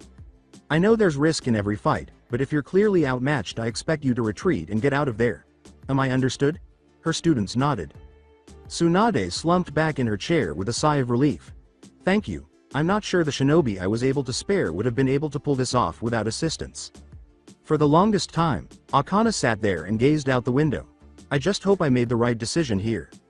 The three Kumo.nin arrived at the front gate in a matter of minutes. As the Kumo.nin moved in from inside the village, three of the shinobi Suande had mentioned came into view. Shikamaru was one of them. Based on the vest he was wearing, it was clear that he was one of the two Chunin. The other two shinobi in view were also familiar to them. Kiba, his partner Akamaru, and Choji were present. Before they entered the gate, the fourth shinobi was unknown. Neji was standing quietly under a tree when Naruto abruptly stopped, his eyes narrowing. The silence that ensued was possibly the most awkward silence any of the shinobi in attendance had ever encountered. When Neji did the last thing Naruto had anticipated, it was over. Neji knelt down and bowed to the gathered Kumo.nin slowly and deliberately. Forgive me, I have allowed myself to be blinded by my past. My actions over the course of the past month have been disgraceful. I hope that in the future my actions can be put behind us. Mitoku and Naruto glanced at each other briefly, and Naruto spoke by tacit agreement. You've been an idiot, a prideful and dangerous one at that. If you're truly sorry, I can forgive your actions towards me easily enough. But you tried to kill my teammate, and that I will never forget. I may, however, be able to forgive you for it. But earning that forgiveness will require action, not just words. He approached the Hyuga and extended his hand. In the meantime though, we have a mission to accomplish. Neji took the hand that was extended, and Naruto pulled him to his feet. I understand. He turned to the other shinobi and said, good, now, how much do we know about the situation? Shikamaru replied. Sasuke defected from Konoha late last night. Konoha learned of it this morning when two Chunin found Sakura unconscious on a bench. Apparently she had confronted Sasuke when he left in order to try to prevent him from leaving. He knocked her unconscious. It seems that he left Konoha immediately afterwards. In other words, Sasuke has a head start of several hours. We'll have to hope he was forced to stop and rest, or we may not be able to catch him. Guess we should get going then. The shinobi vanished from view as they sped into the verdant forests that encircle Konoha. Agreed, they said. After a half hour, Yugito cautiously approached Naruto, who was taking aim with a Shiki no 2. Rimu activated, and he abruptly stopped, bringing his 6 teammates to a stop behind him. What is it? There are tripwires everywhere, Naruto said, pointing to the ground. Scents are also all over the place. They have a little of the stench associated with Sasuke's cursed seal, and there are 4 of them. Do you think Orochimaru sent reinforcements to help Sasuke get to Otogakure? Shikamaru asked, raising an eyebrow. It would appear so. Additionally, there is blood. They must have had an altercation with someone. They wouldn't have gone through the trouble of setting up all these traps unless they were resting. Otherwise, it would have been too troublesome, Shikamaru said, nodding, his thoughts racing. They must have had to stop fighting because they were exhausted. Neji. Byakugan, I'm after you. When Neji used his Kekai Genkai to see what was ahead, the veins around his eyes widened. There are 4 shinobi in a clearing 137 meters ahead of us. Sasuke is out of sight, but I can't see into a big barrel because of the seals that have been put on it. I'm not positive, but I believe Sasuke is in there. The shinobi turned to Shikamaru and said, okay, here's the plan. Orochimaru had delegated the task of rescuing Sasuke to his bodyguards, the Sound 4, who who had met up with the Uchiha just outside the village gates and sealed him in a barrel after forcing the level 2 form of his cursed seal to awaken. They had then encountered a pair of Junin from Konoha and had to fight their way out. The battle had been fierce, and they had to set up camp and rest afterwards, which is where they were at the moment. The 6 armed one felt something tug at his fingers, waking up almost immediately, though he was careful not to show it to the onlookers he now knew were nearby. Kidomaru, instead, curled 3 fingers and pulled on the lines he had connected to his 3 teammates. Sakin woke up last, though he didn't show it, but he had always been a strange one. Tayuya, the foul-mouthed redhead, woke up first, thankfully understanding the need for silence and not having to put up with her curses about being woken up. Hirobu, the big earth user, woke up second, letting out a deep breath as his eyes slowly opened. Then Kidomaru exploded into action, spinning and throwing a kunai with explosive notes into the bushes where his silken threads told him some of the unseen observers were hiding, while at the same time he tightened his lines around 3 shinobi and pulled them into the clearing, noting that the 3 he had ensnared were an Inuzuka, an Akamichi, and a Hyuga before the rest of his quarry was flushed from hiding. His eyes widened slightly in surprise as 3 Kumo.nin jumped out of the bushes, one of whom, heavily armed, deflected the kunai in mid-air with a kodachi, but he was of secondary interest. The other 2 shinobi were the Araikis that Orochimaru Sama was so interested in. When the sunlight flickered off a long thread wire that ran from the 4 armed shinobi to Neji, Naruto's eyes narrowed as he landed in the clearing. He had been positive that the 4 Auto.nin had been sleeping as he approached, so he should have been able to sneak up on them with ease. I see, you used 3 layers of wires when laying your trap, Naruto said. You created a dual layered trap by making one visible and the other more concealed. To give yourself an early warning system, you must have installed even more carefully concealed wires after determining that no one would suspect a 3rd layer. Kidomaru laughed. You figured it out, but that didn't stop you from falling right into our trap. In response, Naruto smiled and said, "Oh, I wouldn't say that. That was the only warning the Sound 4 had before their bodies seized up and they became suddenly immobile." Shikamaru's voice drifted down from above, Kagemain no Jutsu success. The Sound 4 were stunned into silence for a moment before the lazy genius continued. You may have suspected one group from a force this large to act as a diversion, but 2 diversionary forces are rare. Kiba, Choji, and Neji pulled themselves free from the lines entangling them. The possibility that you would notice both groups was factored into my plan. It was you who stepped into our trap. Alright, guys, get them done. Activating their Megurushi no 2. Rimu, Naruto smiled as he and Yugito flexed their claws experimentally. With pleasure. Both tensed, ready to spring, and then they were dodging sideways, avoiding the shuriken that thudded into the ground where they had been standing. Shikamaru had to do the same, jumping off the branch he was standing on, and his jutsu ended the moment he lost contact with the solid surface. After a brief series of seals, Hirobu was the first to react, slamming his hands into the ground before the ground in front of the Sound 4 suddenly rose and pressed together, like the cover of a book closing. Choji's quick thinking prevented exactly that from happening, and the young Akamichi expanded his arms and punched straight out with each fist, shattering the walls of earth. Hirobu's jutsu did, however, serve one of its intended purposes, as the shinobi from Kumo and Konoha landed in a heap in about the same spot, and none of them was able to get back on their feet in time to avoid the dome of earth that suddenly swallowed them. Gazing back over his shoulder to address his teammates, Hirobu made his way to his dome, saying, "You guys go on ahead. I'll catch up after I finish draining these guys. Just hurry the fuck up, shitface. Carrying the fucking barrel's supposed to be your job. Ladies shouldn't use such language to you. Stop talking. I didn't ask what you thought." Kidomaru hefted the barrel and rolled his eyes, saying, "You two need to stop talking so we can move forward." The other 3 members of the Sound 4 immediately fled to the trees after the 2 stopped arguing at the mention of their volatile master. You know what Orochimaru Sama will be like if we don't get him back in time. Mitoku ignited a flare and buried it in the dirt in the middle of the dome, ending the brief period of darkness inside. This could be a problematic jutsu. I can feel it draining my chakra reserves, Mitoku said. We must leave as soon as possible. It's no good. My bloodline seems to prevent my chakra from actually being drained, but the pull's enough to do a number on my chakra control, Naruto said, giving up in disgust after observing a few swirls of chakra form on his palm. I'm not sure if I have any strategies that would enable me to break through this barrier. As he said, "Then stand aside," Kiba dropped to his hands and knees, and Akamaru leapt onto his back. Gotsuga.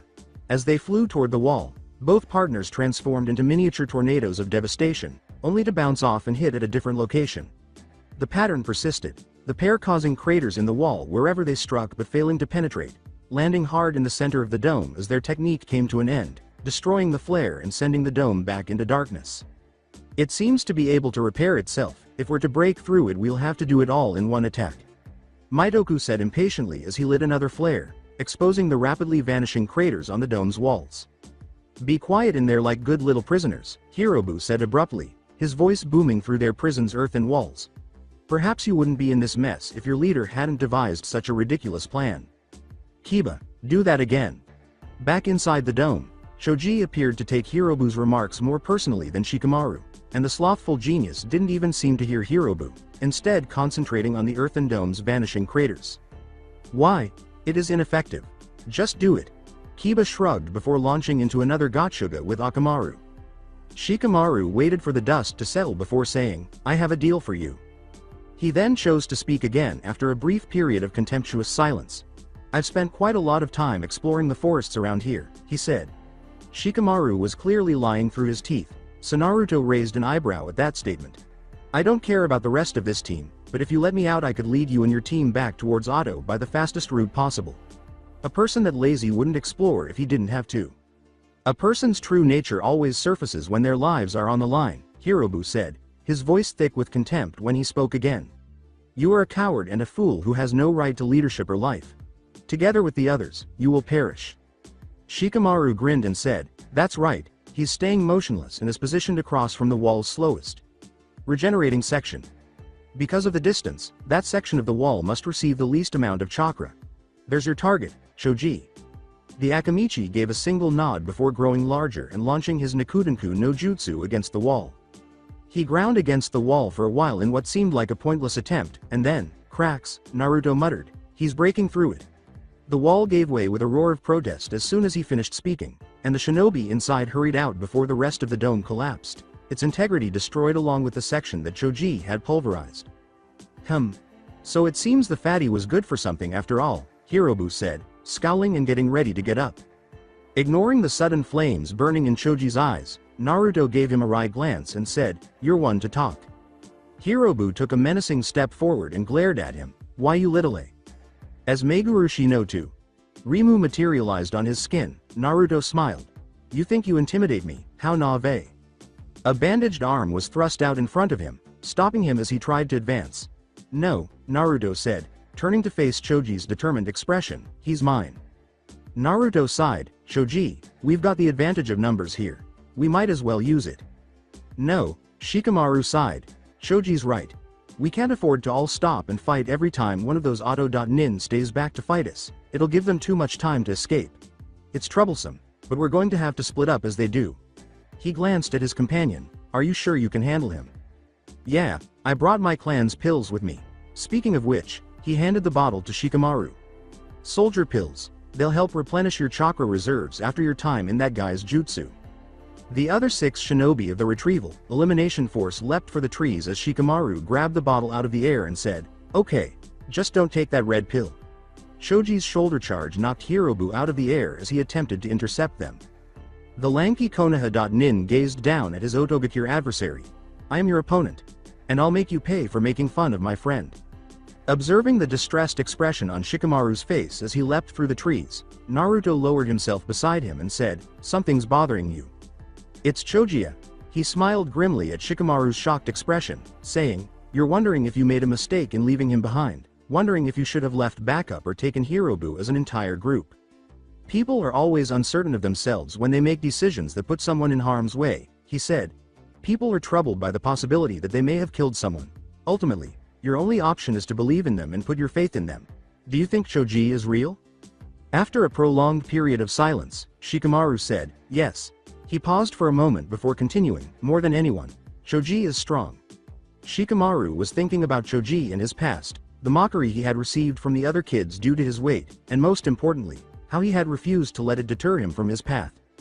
With a smile, Naruto gave him a shoulder clap and said, so there's nothing to worry about.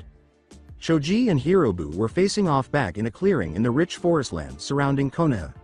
Hirobu took the initiative and launched a lumbering charge that could have uprooted trees and shattered boulders. Choji dug in and prepared to take the charge, but was smashed into the ground by Hirobu, who rolled to his feet and the two shinobi surged against each other again. This time, their hands locked, and they strained against one another, pulling and tugging, each attempting to take control by robbing the other of his balance. Jirobu prevailed, and with a deep grunt of effort, he swung Choji sideways, causing him to stumble and lose his balance. Jirobu then released the Konoha Nin and sent him flying into a tree. A new strength flooded Choji as he surged to meet Hirobu in mid-charge, and this time it was Hirobu who was blasted backwards, stunned by the sheer power behind Choji's charge. Choji hit hard, hearing a rib crack before sliding down to the ground. He reached into his pouch, sliding the cap off of a canister and withdrawing something. Hirobu was so engrossed in reading Choji's balance and footwork that he didn't even notice the pill before the young genin popped it into his mouth. As the ground crumpled beneath him, he was able to position himself just in time to see Choji's fist descend in a hammer. Fist strike. Hirobu raised his arm, catching the blow on crossed wrists, and was left defenseless as Choji's other fist slammed into his gut. Hirobu was sent flying back again, but this time he used his cursed seal. In a moment, Hirobu rolled to his feet, his level 1 cursed seal markings covering his body. This time, he caught Choji's fist in his hand, stopping his charge cold. Choji's eyes barely had time to widen in surprise before Hirobu's fist impacted right between them, and he stumbled backwards, dazed by the hit, before he could recover, and he was knocked to the ground. He had just begun to push himself to his feet when Hirobu's fist descended again, breaking 2 more ribs. Hirobu caught the movement and kicked Choji in the side, sending the canister flying, leaving 1 pill inside, but the other was in Choji's hand. Before Hirobu could stop him, he brought his hand to his mouth and bit down on the pill. Choji twisted abruptly from his ground position, raising his hand and smashing Hirobu in the chest. Hirobu stumbled back, giving Choji ample time to get back on his feet. Hirobu ran through a brief series of seals and slammed his hands into the ground, pulling forth a boulder twice his size with a grunt. He spun once, grunting with effort as he threw the rock at Choji, briefly obstructing his view before the rock broke. Hirobu saw Choji's fist, which was now larger than the teen's entire body was normally, just before the punch landed. The powerful blow knocked Hirobu off his feet and carried him backwards, where it slammed into a tree, sandwiching him between the fist and the wood until the wood broke, and Hirobu flew backwards as Choji leapt impossibly high. Choji's arm and the rest of his body kept growing until he dwarfed the massive trees in the forest. He was well over 100 feet tall and weighed thousands of pounds. He landed directly on Hirobu, and the earth shook under the impact. Choji let a smug smile appear on his face, thinking, surely, that had taken his opponent down. Then he felt it, barely perceptible because of his size, but it was there nonetheless. Someone was getting up. Unbelievable. To think I'd have to use level 2 of the curse seal on trash like you. Choji felt a crushing blow to his gut that sent him flying, and he shrank back to his normal size before crashing back down to earth. He felt the breath being forced out of his lungs as he landed hard. He raised his head and saw his opponent again, his skin coloration changing to a dull red, and he had several large bumps on it. Choji clenched his teeth in agony and saw the capsule lying near him. It contained the final pill, the clan's greatest secret, and it would kill him. But what other option did he have now? He lunged, reaching for the canister. "You Konoha trash," he stomped down again, hearing several more ribs crack under the impact, only to have Hirobu's foot crash down onto his back. "You're worthless. Every one of you. From you, to your pitiful teammate who abandoned you. I don't know what Orochimaru was thinking when he chose someone from that pathetic village to be his next vessel." He kicked out again, catching Choji in the side, and raised his foot. The force of the kick lifted him off the ground, sending Choji skidding into the stump of a broken tree, but he managed to catch the canister as he flew past. Hirobu stopped, ripping a huge boulder off the ground with one of his Doden jutsus, hoisting it above his head with a grunt of effort and stomping his way over to Choji, ready to crush him under its enormous weight, but before he could do so, Choji crushed the final pill between his teeth. For the second time, and for the last time, Choji felt a massive surge of chakra. The young Akamichi felt a sudden calmness as he stood up, knowing that this would be his last fight, knowing that he had made sure that when he took the red pill, but also knowing that he would be able to take his opponent down with him. Choji lifted his hands and caught the falling boulder without even feeling the pain of his broken ribs. He gave a small growl as he squeezed his hands together, easily turning the boulder into gravel. "You've helped a traitor, insulted me, and insulted my village. Choji said calmly as he thrust Hirobu back to the ground with his palm. I can forgive you for that. Hirobu tried to push himself to his feet, but Choji's casual backhand smashed him back into the ground. He extended one arm behind him, feeling it grow to many times its normal size. His chakra levels were skyrocketing, excess chakra leaking from his body and taking the form of butterfly wings. But you also insulted my friend. And that cannot be forgiven. Right now, I have more than enough chakra to kill you and enough to level a mountain. It's finished. Choji brought his fist down, trembling a little as he felt it shatter both the ground and his enemy. He felt his breath starting to labor as his arm shrank back to normal size, and he stumbled away, feeling his balance eroding. He knew he didn't have much time left, but he forced himself to keep going. His death was inevitable, but it didn't have to be here. Not among the splintered logs from the trees he had destroyed, not among the remnants of his first kill, and he stubbornly kept his feet, stumbling past the tree line. Finally, he made it past the tree line, pressing his back against the back of a tree as he sat down. Tayuya noticed Hirobu's figure coming up behind the other 3 Sound 4 members as they were still jumping through the trees. It's about fucking time you caught up, Tayuya said. Grab that barrel and get your fat ass over here. Kidomaru stopped as he hit a tree branch and spat a stream of webbing at his alleged teammate, who ducked it with almost casual agility that belied his bulk. Sorry, it took a long time to drain all their chakra.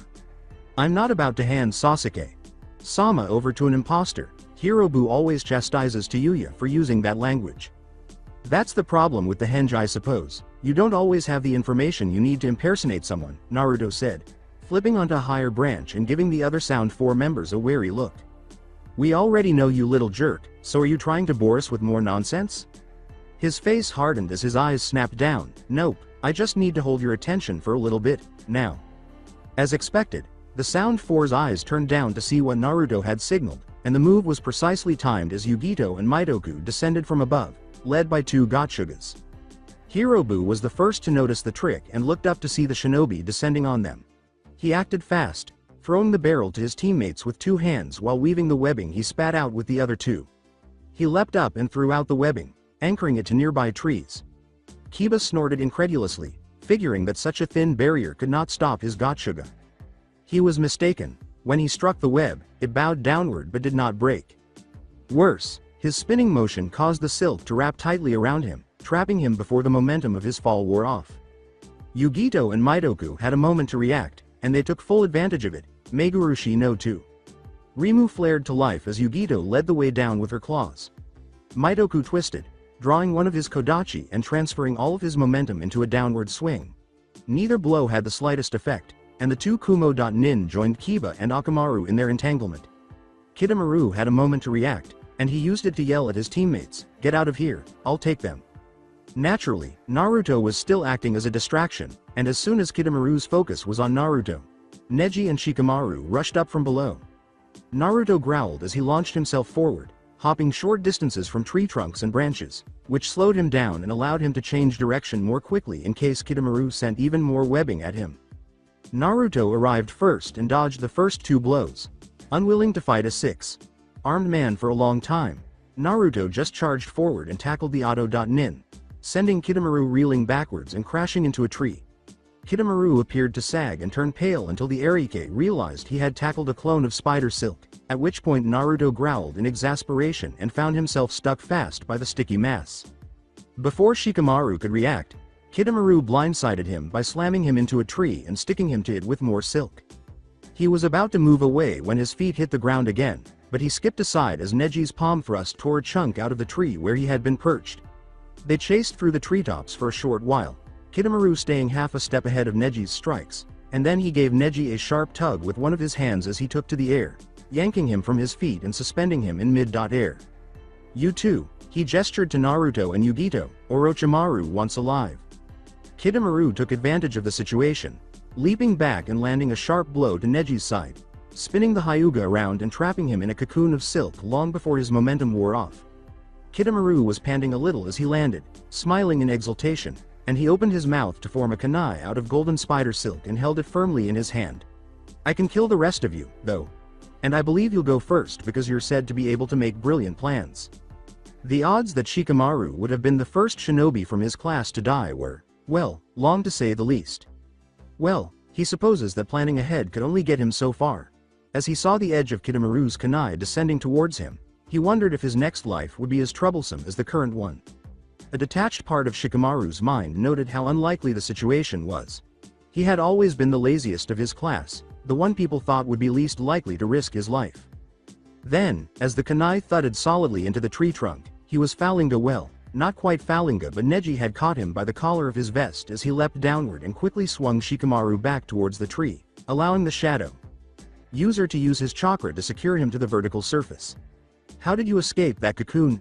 Shikamaru asked in surprise as he looked at Neji. "Chakra is continuously flowing through those silken threads. It was simple to rip through the silk after I managed to break it up with a slight Jayuken variation. I need to free the others, so keep him busy for a minute. How am I going to keep him at bay if I can't cut through the thread?" Neji rolled his eyes, but it was nearly impossible to see the movement, and then he leapt up. Naruto was the nearest trapped shinobi to Neji, and Kidomaru attempted to stop the Hyuga, but was persuaded to change course by a shifting shadow on a tree trunk. Neji swooped past Naruto, his hands moving in a blur as they tore the webbing. Naruto pushed himself free, regained his balance swiftly, and said, "Keep going, I've got our little spider wannabe." Neji nodded once before launching himself straight at the final three entangled shinobi, with Kidomaru hurling 2 strands of webbing at him in an attempt to stop him before he could reach the other shinobi. However, Naruto kept his word and appeared in mid-air between Neji and Kidomaru, completing a brief series of hand seals and hoping Shikamaru had the good sense to hang on. Fuden. Daitopa. Kidomaru was also caught full blast and sent plummeting downwards, and by the time he managed to stop his descent, he was far below the Konoha and Kumo.nin.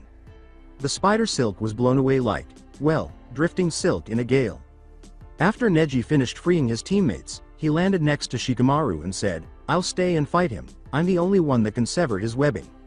Neji's well-placed palm thrusts destroyed the integrity of the web that was entangling Kiba, Akamaru, Mitoku, and Yugito. Mitoku watched Kidomaru closely as he said, "It would be illogical to only leave one shinobi behind for this fight. We outnumber our remaining foes 2 to 1. The rest of the team landed a few seconds later. "I am the only one who can cut the webbing," Neji scowled. "He cannot limit my freedom of movement. If I fight with someone else, we could lose that edge. I tried recomposing it into wind chakra and activating Mantoru no to Rimu, but I doubted that a second fighter could cut the silk either. I could hardly scratch my wind chakra, but I could make it sharper than any blade. I couldn't burn it with Mantoru no to Rimu and my fire affinity either. So whoever stays behind must make sure they don't get caught in the webbing," Mitoku said, adjusting his sword belts. "Although I am skilled in close combat, I also possess a broad range of mid to long range skills. Although Shikamaru's Kage main no jutsu is likewise mid range, my methods give me greater mobility. Furthermore, since there are 2 more opponents whose skills are still entirely unknown, his tactical ability would probably be more useful later on. Neji and I will remain behind to battle this one." Naruto's eyes had a tinge of uneasiness as he recalled the last time Mitoku and Neji had been on the same battlefield for a significant amount of time. "Are you sure?" "Yes, that is the most sensible course of action. In addition, Neji seems to have changed his mind." "I never thought I'd hear you make an argument based on emotions," Naruto laughed. "However, I'm not going to stop you if you're certain." As they resumed their pursuit, the other 4 shinobi vanished from view. "Good luck." Looking down at Kidomaru through the branches, Neji said, "So, you're planning on engaging him from a distance? As you previously stated, I am unable to cut my way out of those webs. Being caught would only make it harder for you to move, so I'll stay far enough away to avoid detection. This time, he won't surprise me with it." Neji nodded curtly and leapt, free-falling toward the branch Kidomaru was standing on. The spider, like shinobi, attempted to position himself to attack Neji as he landed, but was pushed back when several kunai buried themselves in the branch. Neji landed lightly, his hands instantly rising to shred a clump of webbing that was sent flying towards him. He darted forward, and Kidomaru leapt back to maintain his distance, unwilling to close and engage in that dangerous Jayuken style of close combat. A Fuma shuriken whistled down from above, pinning the webbing to the tree trunk long before it could reach Neji. The young prodigy leapt nimbly over the shuriken and landed lightly in a stance he had assumed numerous times in training and was now about to use for the first time in combat. Unfortunately for him, the tree trunk prevented him from backing up much further, so Neji charged in unfazed. He smirked confidently as he looked at his opponent and said, "It's over." Then he launched himself into action, covering the remaining distance in a flash, but his body's speed was insufficient to match the blurred speed at which his hands were flying through the air. 2 palm. The twin strikes staggered Kitamaru, robbing him of his balance. 4 palm. The blows forced him backwards, pushing the Auto.Nin back against the tree trunk. 8 palm. Neji's continued attack crushed Kitamaru against the trunk, driving the breath from his lungs. 16 palm. Under the continued assault the tree proved least durable, deep cracks appearing in the wood. 30. 2 palm. The barrage blasted Kitamaru through the trunk, Neji following him into the open air beyond. 60. 4 palm strike. Neji landed gracefully on his feet, but he scowled in concern as he got a clear view of his opponent after Kitamaru was knocked down by the final combination of blows. Mitoku drifted downward and saw Kitamaru pull himself out of the crater with the golden substance flaking off his skin. Kitamaru struck the ground hard, leaving a decent-sized crater in the ground and kicking up an impressive dust cloud, but the Byakugan was unconcerned with dust clouds, and Neji could see that his foe's chakra system was completely unaffected by his attack, as close as he could tell, because of the strange coating covering the Auto.Nin's entire body. "I can form 2 types of webbing," the Spider.Nin said, flexing his arms in an experiment that caused the last of the substance to flake off and fall to the ground. "When exposed to air, one of them hardens and becomes totally impervious to the flow of chakra through it. And I am able to release it from all of my bodily pores." As long as the Auto.Nin had enough time to prepare, Kitamaru would be able to completely neutralize his Juken strikes thanks to the strange webbing, but he had help in this battle. Mitoku had demonstrated a great deal of skill in their brief battle earlier, and he only hoped it would be enough to turn the tide. Neji narrowed his eyes. Kitamaru merely grinned, his golden armor dripping onto his skin again, and he hardly even noticed when Mitoku threw a kunai because it was obvious that it would miss badly. Indeed, it embedded itself in the soft dirt 10 feet behind him. Then the explosive node exploded, too far away to cause any serious harm, but it did make him take one clumsy step and caused his golden covering to flake off. Neji then approached him. Neji's subtle and deadly palm strikes forced Kitamaru to give ground freely, and every time he tried to position himself for a counterattack, Mitoku would throw a shuriken or kunai, forcing him to leap over them or dodge to one side, each throw depriving him of his balance and giving Neji another opening. Despite his quickness, Kitamaru was barely able to avoid the Hyuga's reach before Neji growled in frustration and leaned forward into a strike. It was the ideal moment, or so Kitamaru believed, as he easily dodged Neji's blow and even managed to move into a position that prevented Mitoku from hitting him with a projectile. He caught a glimpse of Neji, seeing how his feet were spread and his arms held close to his waist, and realized that Neji had expected his dodge and had counted on it. Kitamaru braced himself for the blow, but was unable to avoid the Hyuga's strike as he uttered the name of his attack.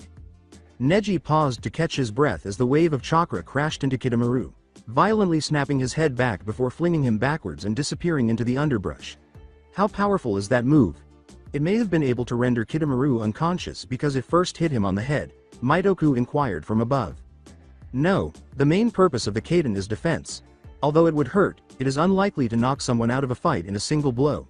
In addition, he is standing up, and something about his chakra system seemed strange. What strange thing do you mean? With wide eyes, Neji exclaimed, a damned seal. As a stream of webbing flew at him, Mitoku dove to the side. Kitamaru then bounded out of the trees, his skin now covered in a series of curved black lines. Neji swerved to the side, narrowly avoiding Kitamaru's initial charge. What followed was a fast-paced taijutsu exchange that Mitoku could hardly follow.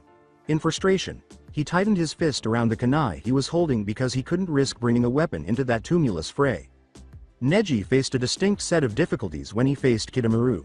The Auto.Nin made excellent use of his 4 extra limbs, launching extra attacks to keep Neji off balance and using them to deflect his palm strikes with wide sweeping motions that made contact with the forearms instead of the hands.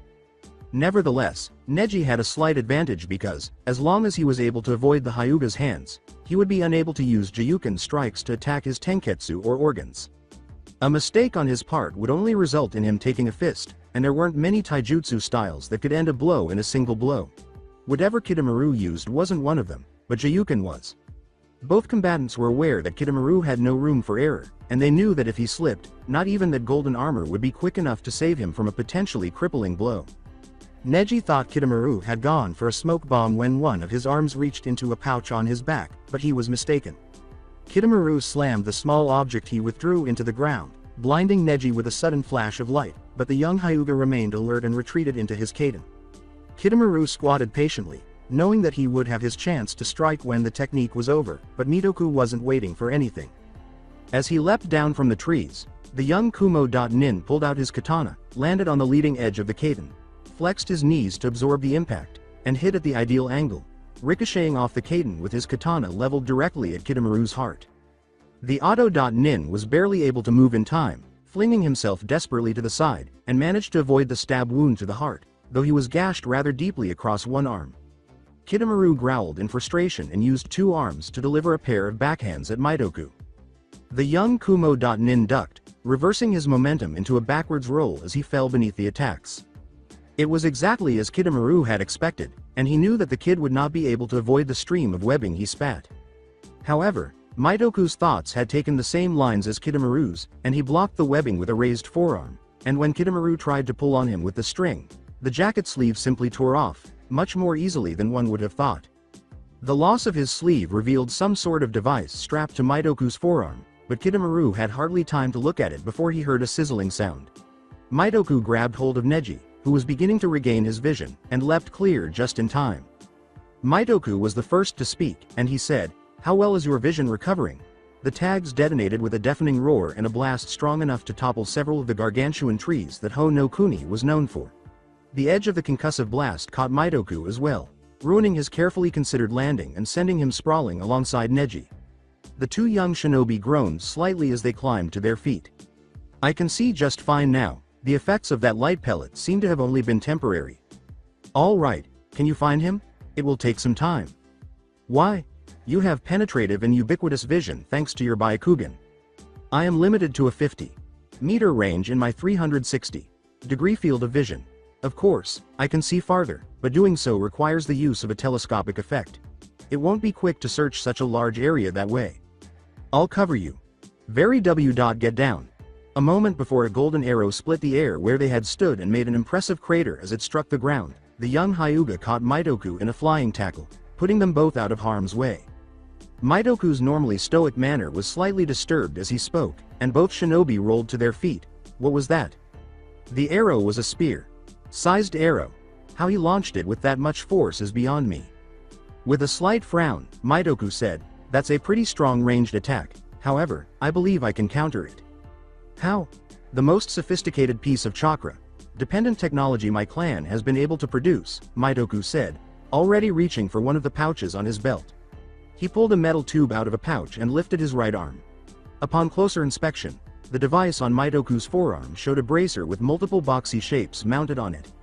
Mitoku snapped the tube into position while Neji deflected another arrow with a Kaiden.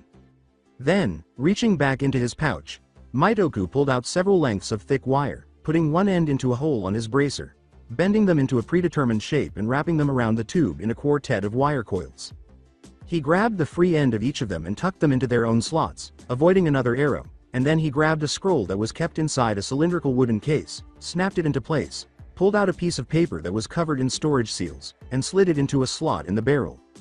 After a long series of hand seals, he began charging the device with his lightning chakra, took hold of his katana with his other hand, and then turned to Neji, saying, "I can handle the arrows for a short period of time. I need his location if I'm to hit him." Kitamaru launched another arrow, but Mitoku was prepared for it, and he slid smoothly in front of Neji, his katana already flashing through a parry, which was perfectly executed, but he had misjudged the sheer force and speed behind the arrow's flight, forcing him to throw himself suddenly to the side to avoid it, which was partially successful, as the arrow blew through the meat of his upper thigh before slamming into the ground a few feet from Neji. Mitoku shifted his weight to his unwounded leg and grimaced in pain, realizing that the other leg would no longer be able to support his weight. He might still be able to leap long distances using chakra-enhanced leaps, but the technical footwork needed in close combat situations would be beyond him for a while. Fortunately, he had bought Neji enough time to see their enemy. Kitamaru had changed again, his chakra system becoming even more unusual, and his physical appearance had changed significantly as well.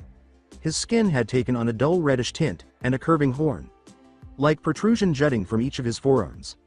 "I have his location," Neji thought, implying that there was more to the cursed seal than anyone in Konoha had previously realized.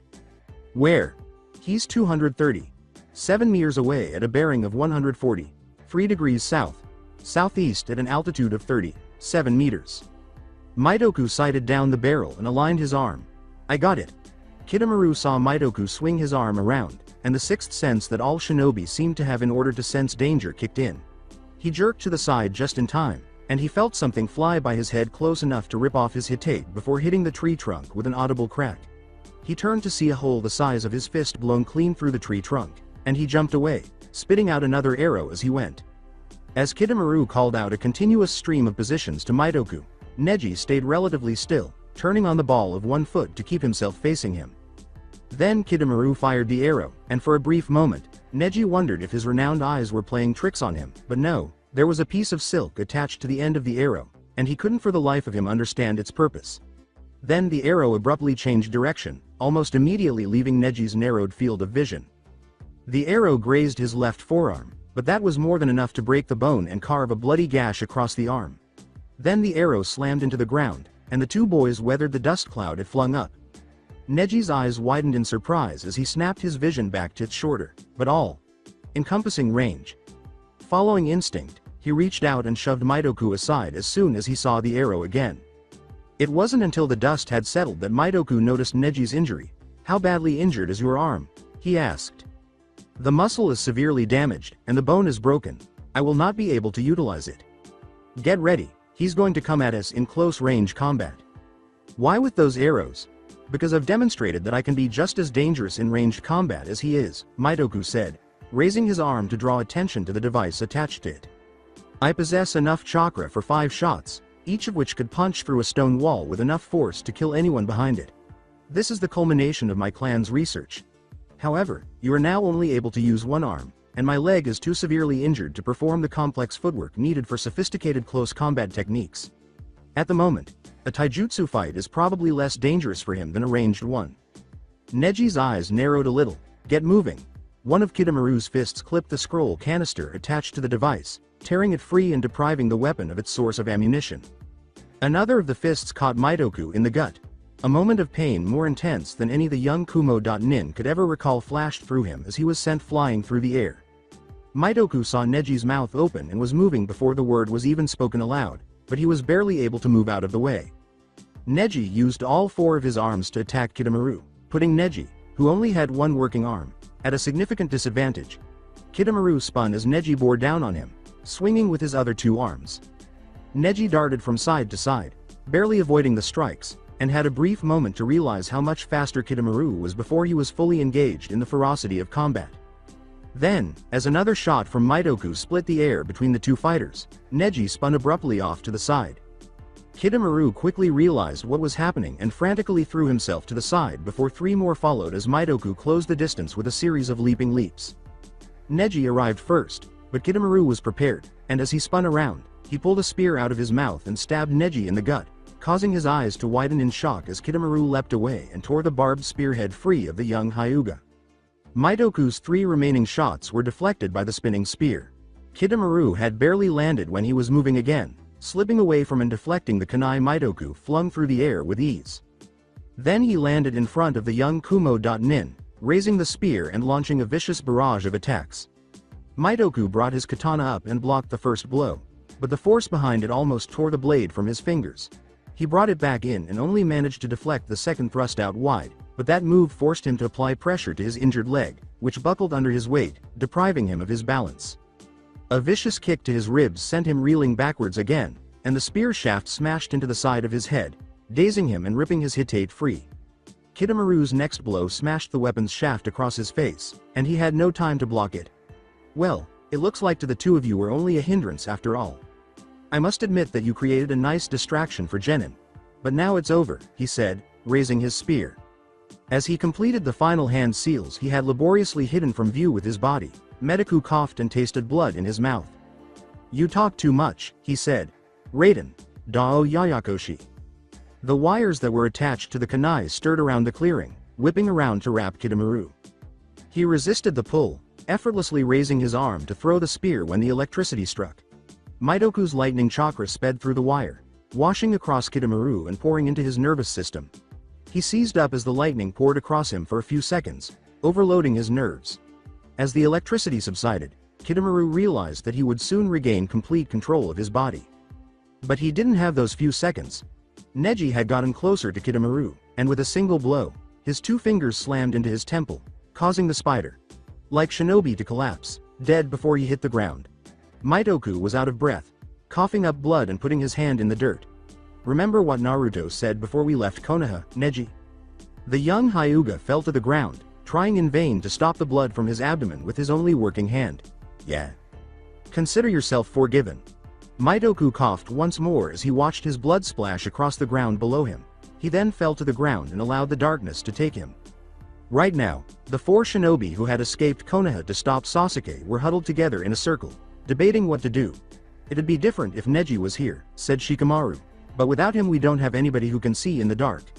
If we attack them now we'll be entering territory they've seen and we haven't, and we can't afford the confusion that could cause.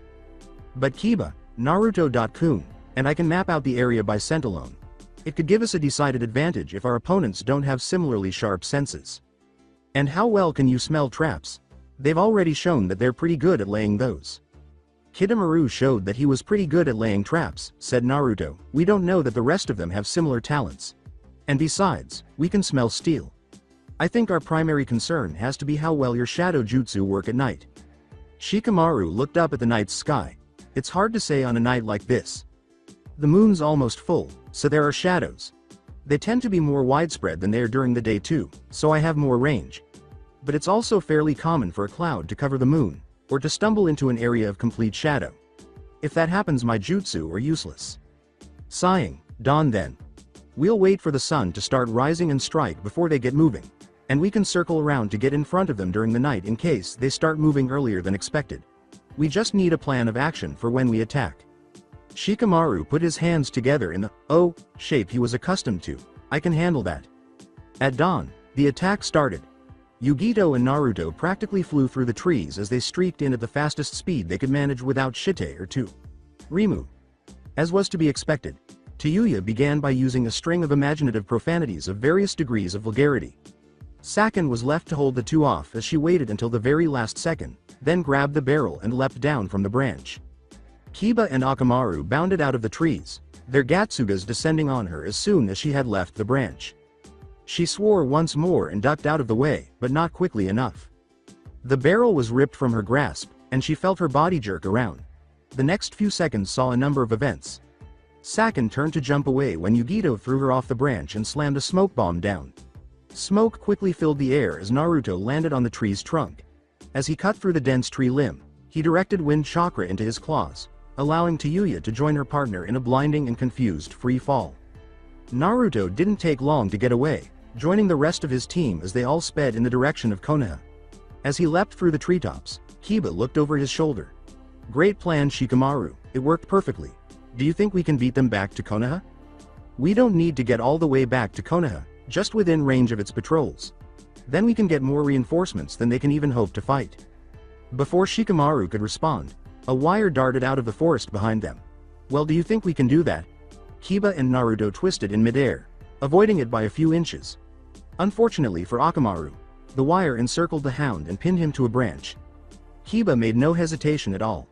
As he dove back to save his companion, he turned in midair and threw the barrel at Shikamaru. Just before Sakin got there, he landed on the branch above Akamaru and raised his hands in a last-ditch block. Then an explosive tag detonated, causing the branch to break and its occupants to fall to the ground. Concern was clearly present when Shikamaru said, "There's a ravine down there." Yugito turned around and pressed her feet against a tree trunk. "I'm on it." She dove down, racing along branches and trunks on her way to help Kiba. Then, as he lunged toward Shikamaru, Naruto swallowed a sudden curse. Shikamaru winced, hardly thinking Naruto would turn on him. Then a thump sounded behind him. A slender figure with long white hair was sitting atop the barrel when he turned around again. A fraction of a second before Naruto could reach him, he straightened his legs and leapt away, taking the barrel with him. Considering the position he had leapt from, the new arrival's landing was an impressive 70 feet away. Tayuya, who appeared visibly shaken by his presence, landed just behind him. Kimimaro. What are you doing here? Thought you were. Kimimaro stared at her icily, and she abruptly stopped. That piqued Naruto's curiosity because it seemed he didn't want them to know. I have come to ensure that Sasuke is brought safely to Orochimaru. Sama. It seems that I was right to assume that you would be unable to complete the mission on your own. I will leave you to take these two. And with that, Kimimaro blurred from sight. Furiously, Naruto said, one of us is going to have to pursue him while the other fights Tayuya. I know, your tracking capabilities exceed mine. That's exactly what I was thinking, cover me. Troublesome. Some things, it seemed, never change. Naruto shook his head, and then he was gone, racing through the treetops after Kimimaro. Tayuya moved almost simultaneously, heading in the direction of Naruto, and he smiled as they got closer before using Shite no to Rimu. His sudden acceleration took Tayuya by surprise, and he blew past her before she could react. Shikamaru was standing on a tree branch, his hands still in the final seal of his Kagemain no Jutsu. He sighed, it's troublesome, Buddha, your opponent is me. She immediately turned to leap in, a pursuit that was probably pointless, but was forced to sidestep as a tendril of shadow lashed out at her. The fall seemed to last hours, but Kiba knew rationally that it could not have lasted more than a second or two. Kiba cradled Akamaru to his chest as he fell, desperately using various stony crags sticking out of the side of the ravine to slow his fall. In the long moments after the explosion, he knew only confusion and the unrelenting pull of gravity. He landed, feeling both relief and disbelief that he had survived the fall. For a while, he dared to hope that his opponent hadn't survived the fall, that his lifeless body was hung up on the crags jutting from the sides of the ravine above him. He set Akamaru down on the ground and looked around, finding himself beneath an overhang formed by the cliff above him. The ground, the ceiling, and the wall were all made of stone, and a swift, flowing river wasn't far away. He then smelled a hint of Saken's scent as it fell toward the ground. A half-second later, the Auto.Nin landed, glaring at Kiba and Akamaru with a predatory glare before launching himself at Kiba with his fists up to attack. The young Inuzuka was barely surprised, though, as he had just given Akamaru a soldier pill and began flashing through some well-known hand seals.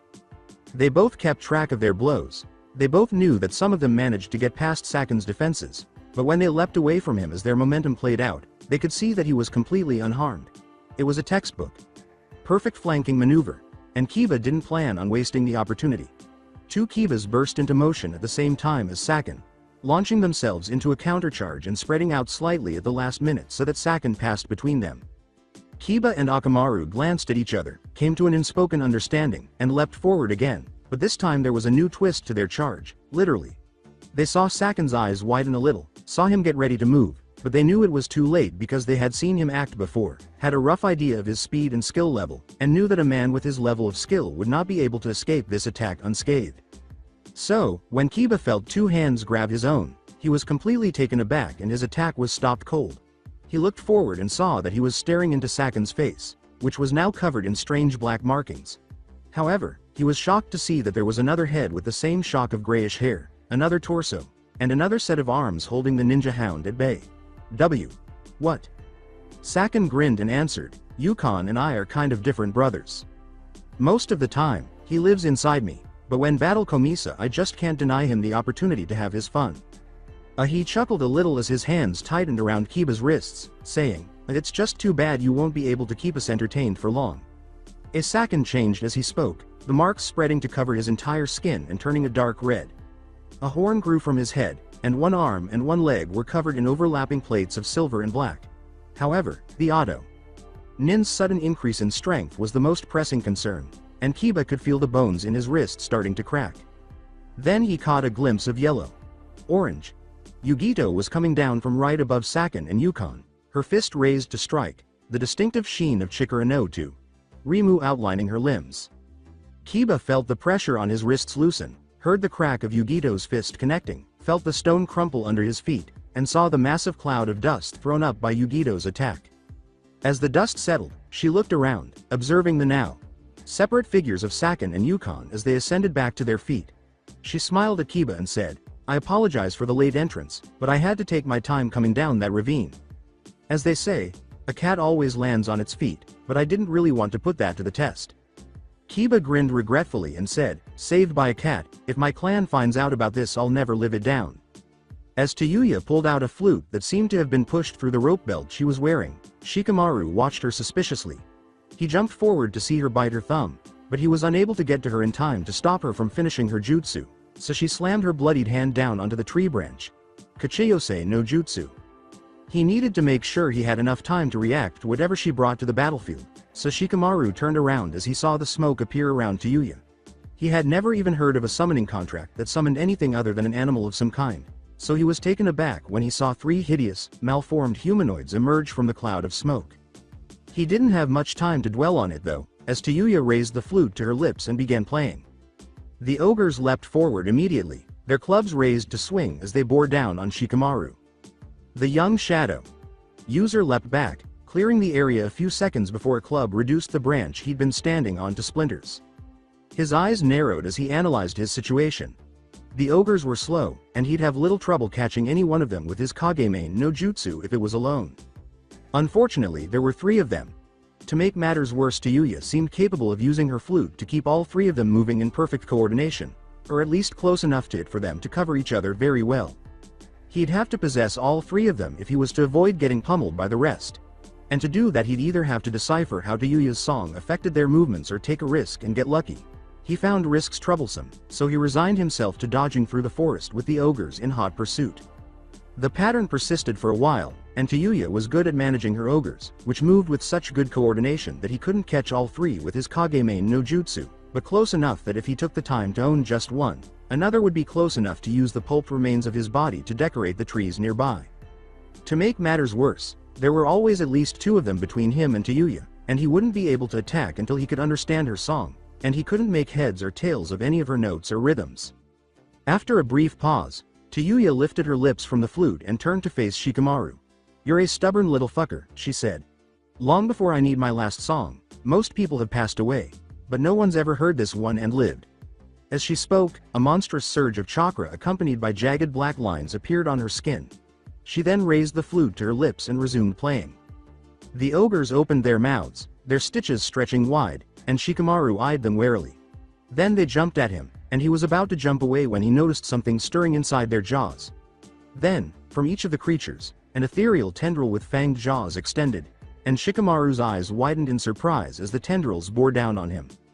The tendrils went through the branch where he had just been standing, continuing unchecked on their way to him, and he landed on a branch below him, not even bothering to set himself properly before frantically throwing himself away again, this time allowing himself to fall backwards off the branch, getting himself out of harm's way just in time. Shikamaru felt a sudden fatigue in his leg as the tip of one of them pushed against his knee, separating a ghostly representation of his leg from his real flesh, and then he was out of range, slamming down a smoke pellet to cover his retreat. The ghostly representation had its edge torn. He kept moving back until he was at a reasonable distance from those dangerous ogres, and then he lowered himself into a crouch, winced a little at the burning sensation in his leg, and felt a sense of intense exhaustion. Those tendrils were clearly ethereal in nature, as evidenced by the ease with which they passed through tree branches, and although they didn't appear to cause any physical harm, they were apparently perfectly capable of draining physical and spiritual strength. He would need to be even more cautious with them now than he had previously. On the plus side, though, he was starting to recognize patterns in the fight, and by observing Tayuya, he was able to begin to predict the movements of her ogres, which was crucial. His foot struck a patch of slippery moss as he landed on the next branch, flying out from under him and dumping him onto his back. He continued to retreat, weaving among the trunks and branches, watching Tayuya, watching the ogres, watching the patterns, and knowing he had it. Tayuya smirked, sending her ogres in for the kill, and then they stopped. Kageme no Jutsu success. How the hell did you do that? Tayuya, who had been sure she was going to win, almost dropped her flute in shock. You couldn't possibly have figured out my melody. You're right, I had no trouble following your notes. But for your hands, every finger position matched a particular movement or arrangement for those ogres of yours. I eventually figured it out, though it took some time. Shikamaru straightened, causing the ogres to stand up as well. He observed that, considering their strength, they were relatively easy to control, perhaps because they were so accustomed to being controlled. Oh well, he wasn't about to complain. He channeled chakra to his feet and leapt, causing all 3 of the ogres to bear down on Tayuya. Then I just had to draw them in, and a perceived weakness often makes a good trap. After deciding that she would have to kill this pest in a different way, she smirked and said, "There's just one problem with your fucking plan." The ogres vanished in a huge puff of smoke, and she said, "I dismiss my summons when I fucking feel like it." She raised the flute to her lips, or at least she tried to. Shikamaru's face broke into a tiny smile. As I've already mentioned, a perceived weakness makes a good trap. This is true regardless of whether it's a flaw in a strategy or a person's defense. I simply used those things as a diversion so I could use my Kagemain no Jutsu to capture you because I knew you would ignore them. It's over now.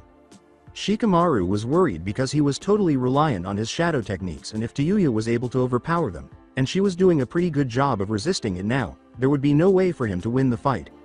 That's what you think, shithead. Even as she spoke, the markings on Tayuya's skin seemed to expand, taking on a reddish brown color as they covered her entirely. Horns also sprouted from her head, and she felt a sudden surge in strength. As he raced through the forest, Naruto kept his Shite no to Rimu active, sensing Kimimaro chakra signature and knowing that he was closing in quickly. Kimimaro must have sensed it too, because he soon stopped in the middle of a clearing, and Naruto quickly caught up to him, his bloodline already deactivated as he landed at the clearing's edge. With the barrel holding Sasuke resting on the ground behind him, Kimimaro stood in the middle of the clearing, and Naruto paused to observe his newest foe. "You can't outrun me," he said. "I'll be willing to let you go without a fight if you turn over that barrel." "I can't let that happen," Kimimaro said, taking 2 steps forward. "Orochimaru. Sama's new vessel will be Sasuke. Sasuke's safe arrival is essential to Orochimaru. Sama's aspirations and goals, and I will stop at nothing to ensure that it occurs." "So be it." Naruto's eyes narrowed, and he charged forward, Megurushi no to Rimu flaring to life as he went. Kimimaro met him halfway, his robe falling back off his shoulder as he withdrew a bone sword from it. Before the two met, Naruto had a half-second to realize that his opponent must have been a member of the supposedly extinct Kagaya clan. The two men's movements were fluid, almost dancing across the battlefield as his sword swung through the air, its questing edges searching for Naruto's flesh. "A Kagaya, I'd heard that your clan was extinct." Naruto's movements didn't seem nearly as graceful. He moved in short, abrupt bursts, each of which carried him away from one of Kimimaro's strikes or set him up for one of his own. He also stayed low to the ground, using 3 or 4 limbs to support himself as often as 2 while he threw strikes from seemingly impossible angles. After a brief exchange, the two leapt back again, warily examining one another. "I am the sole survivor, and the majority of them are. Orochimaru. Sama gave my life meaning and saved me. He picked me to be his next vessel. However, I later developed a fatal illness. I am no longer able to help Orochimaru. Sama realize his dreams. Instead, I'll make sure he has Sasuke. He also wants your Kekai Genkai. Though I doubt he would mind too much if I killed you in order to bring Sasuke back, he will undoubtedly be happy if I can bring you both back." Naruto's eyes narrowed a little as he took in this new information. Tayuya had obviously been shocked to see Kimimaro and had assumed that something was stopping him from fighting. A terminal illness, he thought, might very well have explained his reaction. After finishing his thoughts, Naruto was about to reply to Kimimaro's final statement when he felt a sudden surge of foul chakra, and he looked over at the barrel, seeing the chakra seeping from it. The barrel's lid blew off the barrel in a puff of smoke, but not before he saw a figure leaping from the barrel, and his eyes followed Sasuke as he came to rest on the grassy ground of the clearing. Sasuke's skin had turned a sickly gray, and his hair had grown to the middle of his back, taking on an odd purplish hue. However, the Uchiha was different, and the foul chakra of the cursed seal seemed to be more pervasive, as though it were fully integrated into his chakra system. However, this change was only temporary, as the Uchiha's hair returned to its normal color and shade as the strange hue of his skin faded, changing into the markings that Naruto had come to associate with the cursed seal before disappearing completely. As he recomposed it to wind chakra and bore down on Sasuke, chakra exploded out of Naruto's skin, forming his Mantoru no to Rimu. Kimimaro slid sideways, putting himself between the two younger shinobi, and as he ran, he completely shed the upper portion of his robe, causing the mark of his cursed seal to quickly spread across his skin. He then set his feet, raising his sword above his head and bringing the blade whistling down towards Naruto. The wind chakra around his claws carved tiny grooves into the edge, quickly expanding them to allow Naruto's fingers to wrap around the sword in a secure hold. To Kimimaro's astonishment, Naruto simply raised his hand and caught the descending blade. He immediately capitalized on Kimimaro's surprise by wrenching the blade down and to the side while his other hand rose to slash across the bone user's face. He had underestimated the young Kumo.nin, though, because Naruto simply leaned back, allowing his claws to pass within an inch of his face before snapping back into an upright position. Naruto then leapt into the air, steadying himself with his grip on Kimimoro's sword, and spun a cartwheel in midair. As soon as Kimimaro straightened, the claws of Naruto's foot caught him across the face, causing his head to snap back from the force of the impact, causing him to stumble backwards. Naruto simply pulled on the sword to draw himself closer, his second foot slashing along the side of Kimimoro's head. The bone, which Naruto assumed was brought to the surface of the skin and used as armor, was fairly effective, as anything had to be if it was to withstand the extraordinary edge that wind chakra gave to his claws. However, it wasn't a total loss, as Naruto could see the deep gouges in the bone as it receded back beneath Kimimoro's skin. The improvised armor might be able to absorb his blows, but Naruto could cut through it, and if Kimimaro didn't have enough time to make the armor thick enough, his claws could easily penetrate it. Sasuke, continue towards Otogakure. Kimimaro scowled as he looked at the badly notched sword in his hand before dropping it to the ground. He had only ever fought against someone who could seriously harm his bones once in his life, and that had been the Yondaime Kazekage himself. He could now understand why Orochimaru was so interested in the boy and was more certain than ever that he had made the right choice in leaving to bring Sasuke to Orochimaru, even though it might hasten his demise. How about Naruto? I will deal with him. Fine. As he was about to jump away, Sasuke knelt down, but Naruto's voice interrupted him, saying, "Run fast, Sasuke, and run far." The young Uchiha fled into the forest, silently hoping that Kimimaro would be able to defeat one Araiki Naruto. "Because once I'm finished with this guy I'm coming for you, and we both know how that will end," Naruto said without any bluster or threat, but with the eerie calm of someone who knew that what he was saying was true. "They'll give you grief for being saved by a cat," Yugito laughed. "Make sure I only have to carry my own burden and that I don't disclose it to them." "Deal. So what's the plan?" Yugito's eyes narrowed as she looked over their opponents, coming to the hasty conclusion that they're obviously used to fighting in tandem with an ability like that. Despite having similar taijutsu techniques, we have never engaged in combat together. We must divide them, fight them one at a time, and separate. Or one. On .2 in your situation. You got it, Akamaru. Let's go. Sakin and Yukon had been thinking along the same lines as Yugito, and they stayed close together as they leapt away from the attack. Then Yugito was in front of them, Shite no 2. Rimu fading from her skin as she closed to within melee range. The two bounded forward, and almost instantly, Akamaru leapt into the air, twisting into the Inuzuka's clan's signature Gotsuga technique. As a follow-up axe kick smashed into the stone floor, she pushed off, leaping into the air and twisting around, her fist whistling within a hair's breadth of her face, and continued her backward momentum, entering a handstand as her foot descended in her own axe kick. Sakin and Yukon had already witnessed the sheer strength her bloodline could afford her, and they had no desire to take a hit while she was so powerful, so they jumped away, giving themselves plenty of time to avoid the blow. It was exactly what Kiba had been waiting for. The twins were caught in mid-air with only two options left, and accepting the hit from Kiba's Gotsuga wasn't one of them, so they were forced to push off against each other, splitting apart just before Kiba's attack split the air between them. Yukon landed in a low crouch, skidding to a stop. He was shifting his weight, ready to rush back towards Sakin when Yugito appeared in front of him. She grimly smiled and said, "Not a chance." Then she was sprinting forward, and Yukon had to concentrate all of his energy on the savage melee that followed. He barely managed to dodge Yugito's first blow, and he missed her roundhouse kick by a few millimeters. His counterattack struck her shoulder, but it was expected because Yugito had already begun to spin, absorbing the blow and converting it into centrifugal force, which was then transferred to her arcing kick. Her heel caught Yukon in the stomach, doubling him over and sending him skidding across the stony floor. She used the opportunity to glance at Kiba.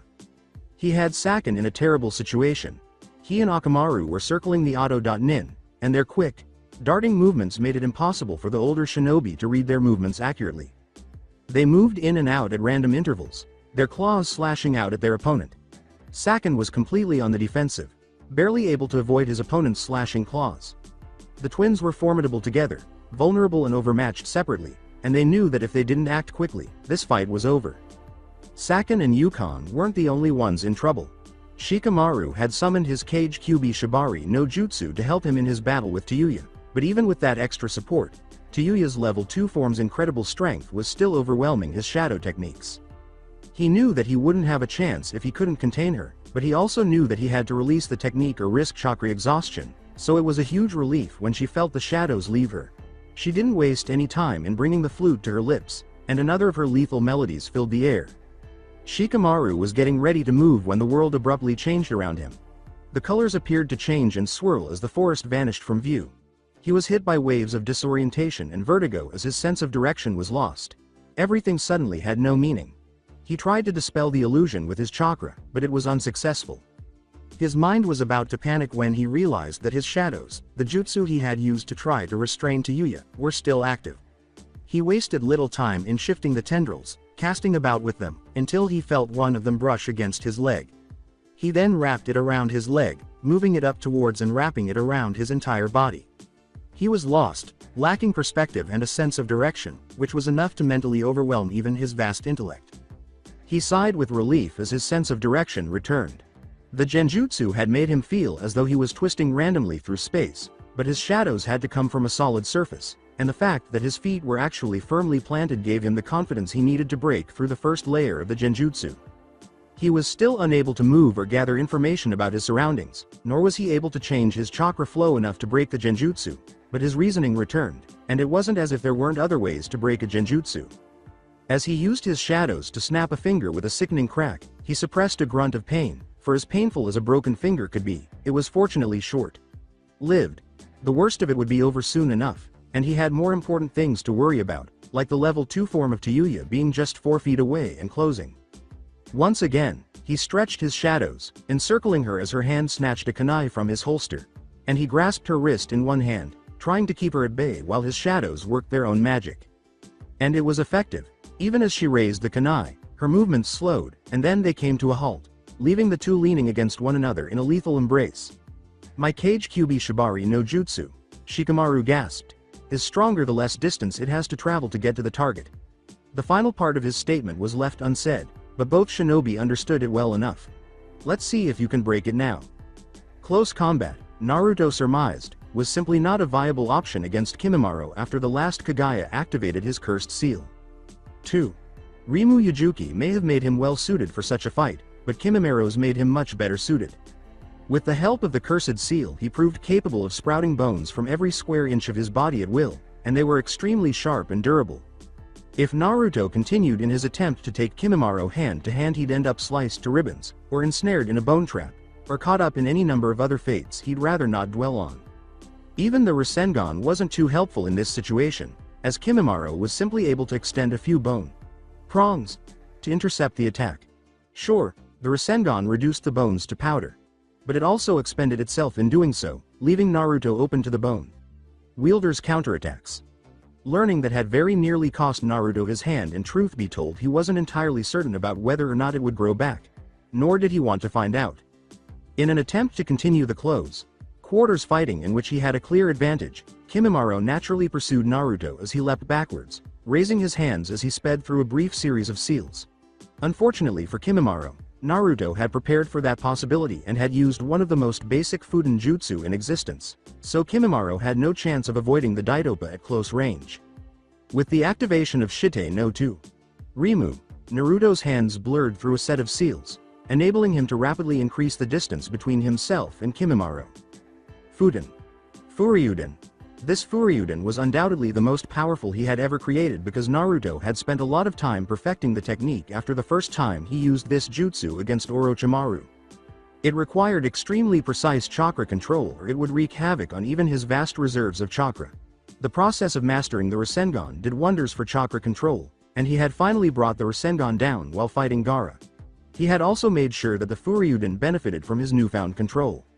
Kimimaro flipped to his feet just in time to see the technique bearing down on him, and the wind dragon twisted into the air, its mouth opening as if to roar as it bore down on its target. Since he had no time to switch to his level 2 form, he quickly started growing his bones and hoped that would be sufficient, and then the dragon struck. As soon as the technique tore into the wooded ground, a huge cloud of dust was thrown up, obscuring Naruto's vision instantly. It took some time for the dust to settle enough for him to see anything, and when he did, he let out a low whistle of disbelief. The trees in the immediate area were gone, just gone, and the sawdust that was falling throughout the clearing like snow gave him a pretty good indication of what had happened to them. He could see a bone hemisphere nearby, and it wasn't until he realized that it must have been resting in a crater that was already being filled by the dirt and sawdust his Furyuden had kicked up that he deduced that it must have been resting in a crater. Even from this distance, he could see the deep gashes covering the scarred surface of the dome, and for a moment, he wondered if his attack had reached the man below. The outer layer of the dome peeled back, splitting apart and revealing Kimimaro standing within.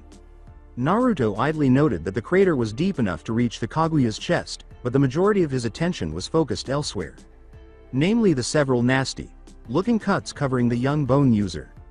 His attack had gotten through, but Kimimaro had been able to form a shield strong enough to absorb the brunt of the damage. What had gotten through wasn't even lethal, Naruto grimaced. The Furyudan was the attack most likely to be able to break through Kimimaro's defenses in one hit. And he needed to break through them in one hit or Kimimaro would have enough time to grow more bone to stop him. Sure, if he kept throwing Furyudans at the Kaguya he'd manage to kill him eventually. But that wasn't exactly a practical option. It took a lot of hand seals to fire off that dragon, giving Kimimaro ample time to react. Not to mention that it was a move requiring a lot of chakra. Even with his vast reserves, Naruto couldn't throw too many of the things around without exhausting himself, and then he'd be in no condition to track down or fight with Sasuke. He suppressed a sigh. This was hardly an ideal situation. Yukon quickly realized that he couldn't defeat Yugito in a straight-up taijutsu battle. She was just too good for him to handle without his brother's customary help. Speaking of his brother, Saken was also having trouble defeating the Inuzuka and his mutt, so he couldn't afford to hold back here at all. He turned his attention back to Yugito, anticipating her attacks as best he could by staying just ahead of her blows and slashes. He was searching for an advantage that would allow him to achieve a temporary stalemate, and after some time and many near misses, he finally found it. He slipped out of the way of one of her attacks, flung his forearm out to block the second slash, and twisted his hand around, securing her wrist while his free hand grabbed her other hand at the elbow. Yugito arched an eyebrow in amusement. "You've already seen my strength," she said dryly. To Yugito's astonishment, Yukon simply smiled before seemingly flowing into her. She gasped in shock as a mild pain started to creep through her body. "How does it feel?" Yugito jumped in surprise, hearing Yukon's voice right in her ear. She turned her head to the side, and was greeted with the disgusting sight of the Otto Nin's head protruding from her right shoulder. Her left hand swung up reflexively, claws splayed wide as she attempted to flay Yukon's face. But it ducked back into her shoulder before her hand could reach it, soon rising slowly out of her left shoulder. She grimaced as she heard his sinister-sounding chuckle in her ear. "You'll have to do better than that." "How on earth did you do that?" "It's another of our special abilities," he said, laughing once more, the sound irritating her ear. "Our level 2 forms allow us to merge with our opponent's bodies. We can then inflict internal harm on our enemies. Internal organs are at our mercy because there is no training that can make them more durable. But don't worry too much, I'll make sure to just knock you out because Orochimaru-sama wants you alive." "You mean you're inside me and sharing my body?"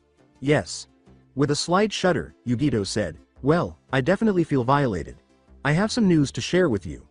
I only intend to let Naruto-kun into my life, and not for a few years at that. I'm afraid I'll have to expel you." "And how do you place?" She heard that angry laugh again, but Yugito was tired of hearing him, so she quickly drew her claws across the inside of her wrist.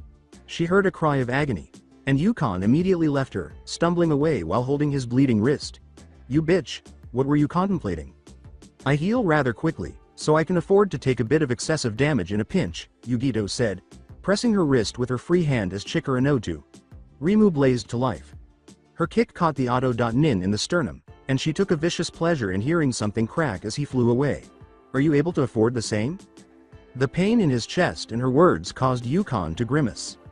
He could also benefit from accelerated healing, but only as long as he was assimilated with Saken. Then it hit him. Yugito had been doing a great job of keeping him away from his brother, but she had erred with that final kick, which was strong enough to send him flying and send him in Saken's direction. He didn't waste any time in taking advantage of the situation, rolling to his feet and scurrying to where his brother was engaged in combat with the Inuzuka. When Yugito realized her mistake, she swore under her breath and ran after Yukon in pursuit, but she was too far away. Saken twisted away from Kiba as Yukon came toward him, frantically diving forward. Yukon reached out and grabbed his brother's wrist, disappearing almost instantly and merging with him again. Saken landed in a diving roll, regaining his feet in a split second, and as soon as he did, he twisted to the side, dodging Yugito's snap kick. Unfazed by the miss, she immediately hopped off her plant foot and spun around to bring her heel in line with Saken's chest, but Yukon's arm stretched out of Saken's chest and caught her calf. Yugito's eyes had barely time to widen in surprise before Saken struck, and she was still holding her injured arm with her free hand, so she didn't have time to raise both arms in a block. Saken's arms flashed out, slamming into her chest like hammer blows, sending her reeling backwards, skidding along the stony ground for a considerable distance before she was able to roll back to her feet. With Akamaru skulking in front of the two in a protective crouch, Kiba landed beside her. "What happened to your arm?" "They possess a form of jutsu that enables them to harm and merge with another body. I decided that the best way to fight it was to hurt myself in order to drive him away. In any case, I recover quickly." "How long is it gonna take to heal?" "Now that they've merged once more, I'm worried that it might be too long. To either stop them or get things done right away, we might need to take drastic measures." "I think I've got just the move," Kiba smiled. "Akamaru, do it." Akamaru barked once in response, then leapt into the air and entered a flat spin. Yugito watched with interest, wondering what trick Kiba had up his sleeve. Then the dog started pissing. She watched in disbelief as the golden liquid splattered Saken before fixing Kiba with an incredulous glare. "That's it, that's your plan to finish this quickly?" As Akamaru landed beside him, the Inuzuka boy already flashing through a series of seals, Kiba rolled his eyes and said, "Nope, that's the preparation for my idea." Then, Kiba's jutsu went off with a large cloud of smoke, making the two of them temporarily invisible, but when the smoke cleared, Yugito was much more impressed. It seemed as though Kiba and Akamaru had taken a cue from Saken and Yukon, as the shinobi and his hound combined into one body, but instead of simply joining their bodies and remaining the same size, Kiba and Akamaru had changed into a large two-headed canine that towered over all the shinobi present. "There's a new attack available to us in this form, one in which we spin so fast that we can't see a thing. Therefore, we must mark them with a scent that we can follow in order to get ready." "I see it, but that doesn't make it any less disgusting." Yugito thought it was a pretty interesting sight to see the double-headed dog roll its eyes. "Cats are always so prissy." Then the hideous dog stiffened and lunged forward. Garuga. Whether it was through chakra manipulation or body maneuvering to change the airflow around his rapid spin, Kiba and Akamaru were able to twist rapidly to the side. Kiba felt himself smash into Saken, felt the body separate under the force of the spin, but he also realized that there was no blood. The beast suddenly surged forward, entering a rapid spin as it sped towards their strange opponent. Saken simply leapt to the side, assuming that something moving in midair would not be able to change their direction enough to hit him. His eyes narrowed as he looked at Saken and Yukon, who had once again split apart, and he landed on the stone floor, his claws digging furrows in the ground. "I see, you separated again to prevent me from tearing you apart," he said. "However, that won't work twice." With that, he leapt forward once more and twisted into his devastating attack.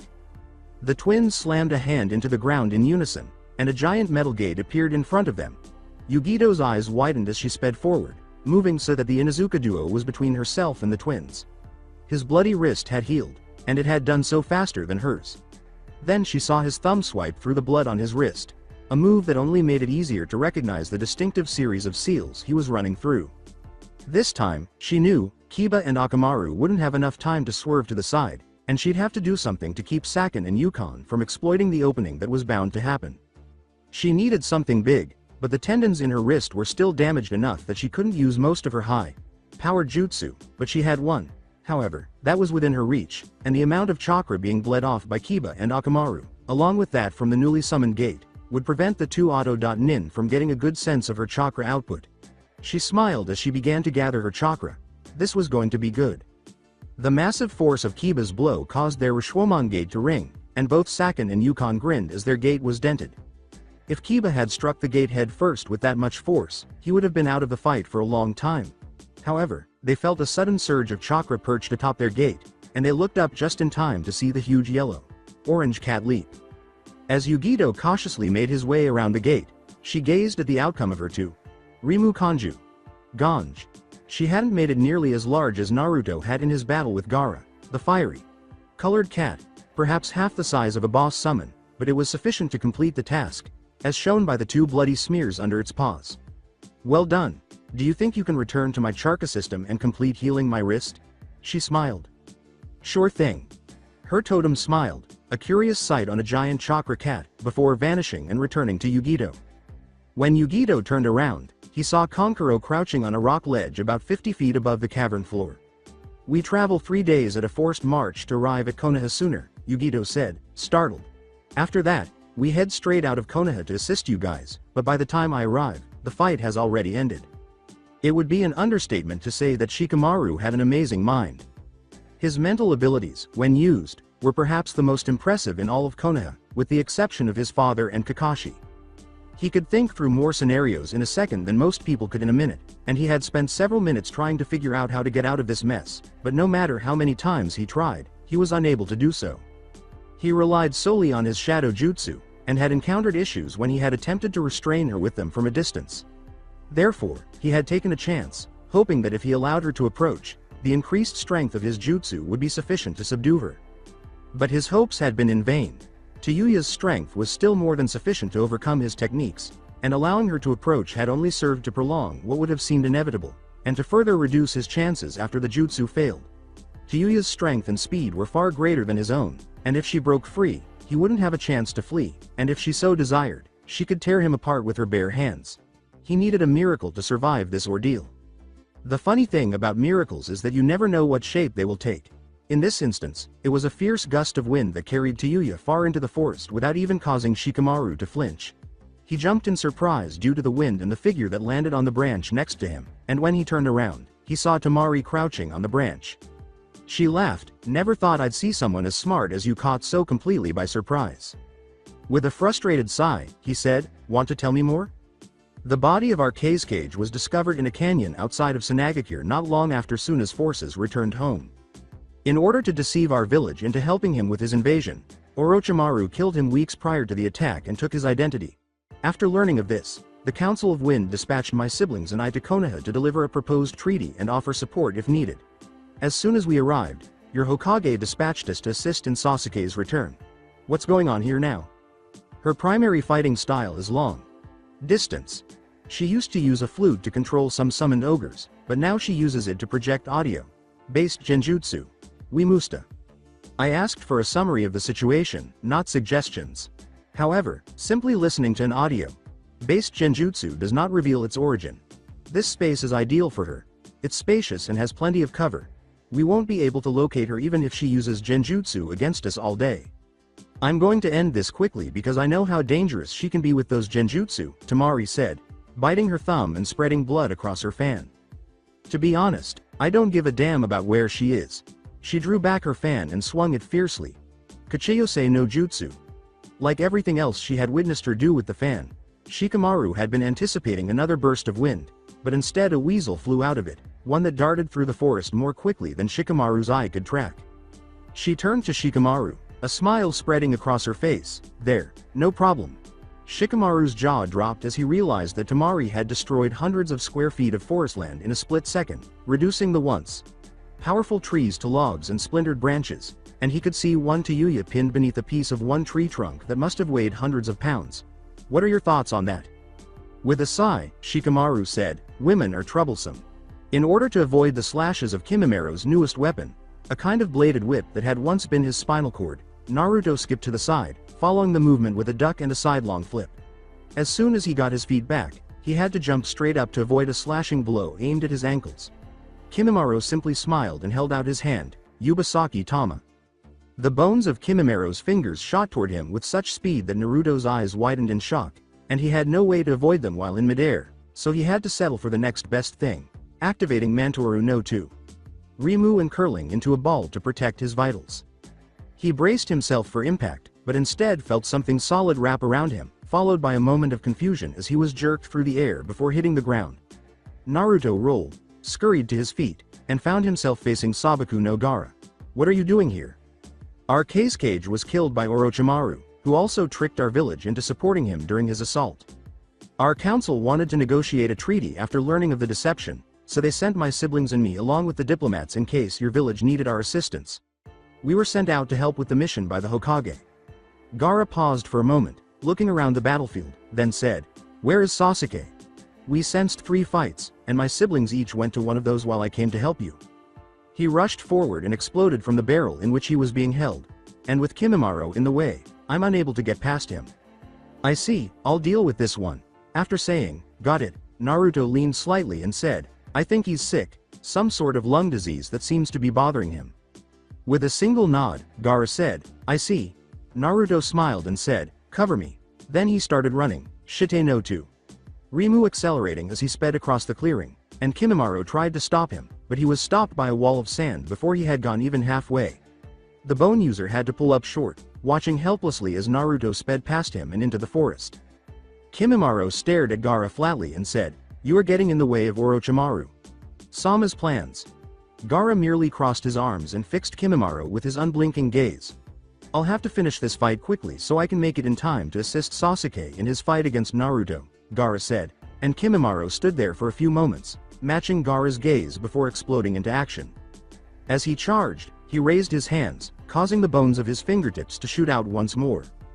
Gaara's sand swirled, rising in front of him and stopping the gruesome bullets cold. As Kimimaro struck with his sword, the sand tightened and solidified, and as he tried to withdraw his blade, the blade sank a fraction of an inch into Gaara's defense. Kimimaro paused in surprise for a split second, giving Gaara's sand plenty of time to swirl around and encircle the final Kagaya. Sabaku Q. Gaara's face remained impassive as he raised his hand, his fingers tightening into a fist. "So your bones can protect you from my sand, interesting. So your bones can protect you from my sand, interesting." Gaara's normally stoic features froze when he felt an unexpected resistance to his sanda his foe had survived. "So your bones can protect you from my sand, interesting." Kimimaro's only reaction was to charge forward again, a bone sword in each hand, this time fully committing himself to the elegant and lethal dance of his clan. He moved fluidly around Gaara, his blades weaving a complex pattern that Gaara could hardly notice. His sand, however, kept circling him, halting each blow before it even reached the Suna.nin. Then, Gaara's sand struck again, a tendril snapping toward Kimimaro's face. The final Kagaya jerked his head to the side, narrowly avoiding the blow, and was forced to retreat, moving backwards in short leaps as he kept a step ahead of Gaara's sand. Kimimaro saw it, but it was too late. He had been moving backwards in mid-leap, and smacked directly into the rising cloud of sand. The sand immediately wrapped around the final Kagaya, creeping upwards in spite of his struggles. "I buried some of my sand when I got there. Using my sand to crush minerals underground and produce more sand is an easy process. This battlefield has been designed with my use in mind. Let's see if you can withstand my sand once more now." A few bones pushed out of the auto. Nin's back, easily piercing the sand.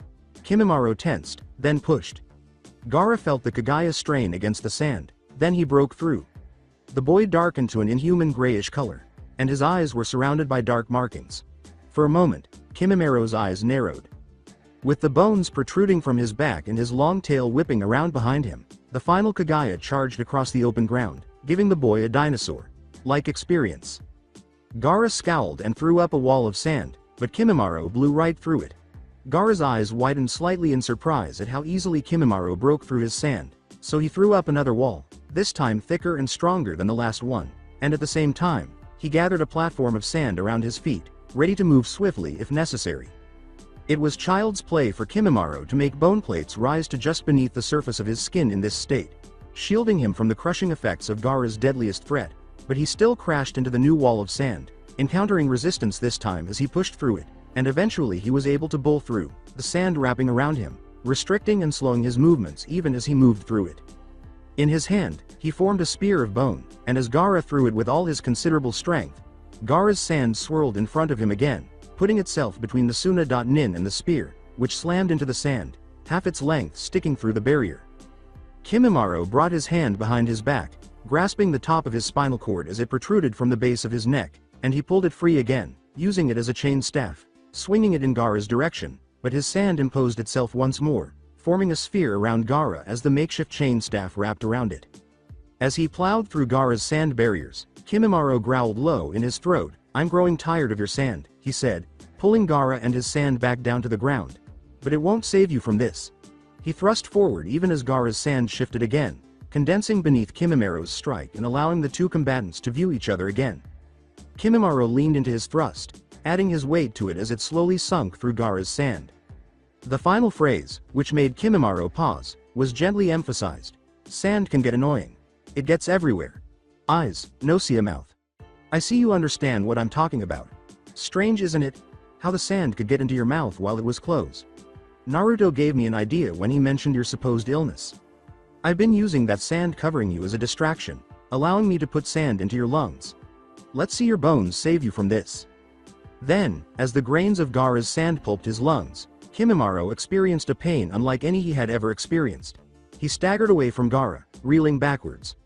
With a rasping cough, the final Kagaya spat sand and blood onto the floor. Pain was evident on his face as he straightened and attempted to return to Gaara. But eventually, his strength, which had been weakened by illness and combat, failed him. Kimimaro, the last member of the Kagaya clan, died as a result.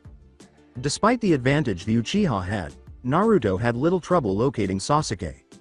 Sasuke's cursed seal had been temporarily awakened by whatever had happened to him in that barrel. There was almost a tangible trace of the taint throughout the forest. The amount of ground the traitor could cover was simply insignificant compared to what Naruto could accomplish with Shite no 2. Rimu, and it didn't take long for Naruto to detect Sasuke's chakra signature. It was time to drop his target, Naruto grinned. When Sasuke came to the edge of what is known as the Valley of the End, he stopped for a moment. He was gazing out at the statue of Uchiha Madara, his ancestor. The first shinobi to ever leave Konohagakure was him. In the history classes at the academy, he had been presented as a villain who was so unstable that even his own clan started to be suspicious of him. However, that might not have been the case. Perhaps the village had impeded Madara as well, keeping the Uchiha clan's leader back, just as they had done with the last. Sasuke leapt over the space between the two statues and snorted with laughter. Madara attempted to flee but was defeated by the Shodai, and Sasuke knew that no one remained to stop him. He was thus taken aback when a loose rock at the statue's edge rose in a puff of smoke, revealing Naruto standing there. The young Araiki didn't even give his ancestry any thought. After one spin, he caught the Uchiha with a backhand strike before he could land and before he could react. Sasuke's body folded around Naruto's fist before it fell to the lake below, and he felt his breath rush out of him. Sasuke splashed into the lake hundreds of feet below, and Naruto looked on without comment. Before he spoke, he waited until the Uchiha came up, crawling slowly back up on top of the water.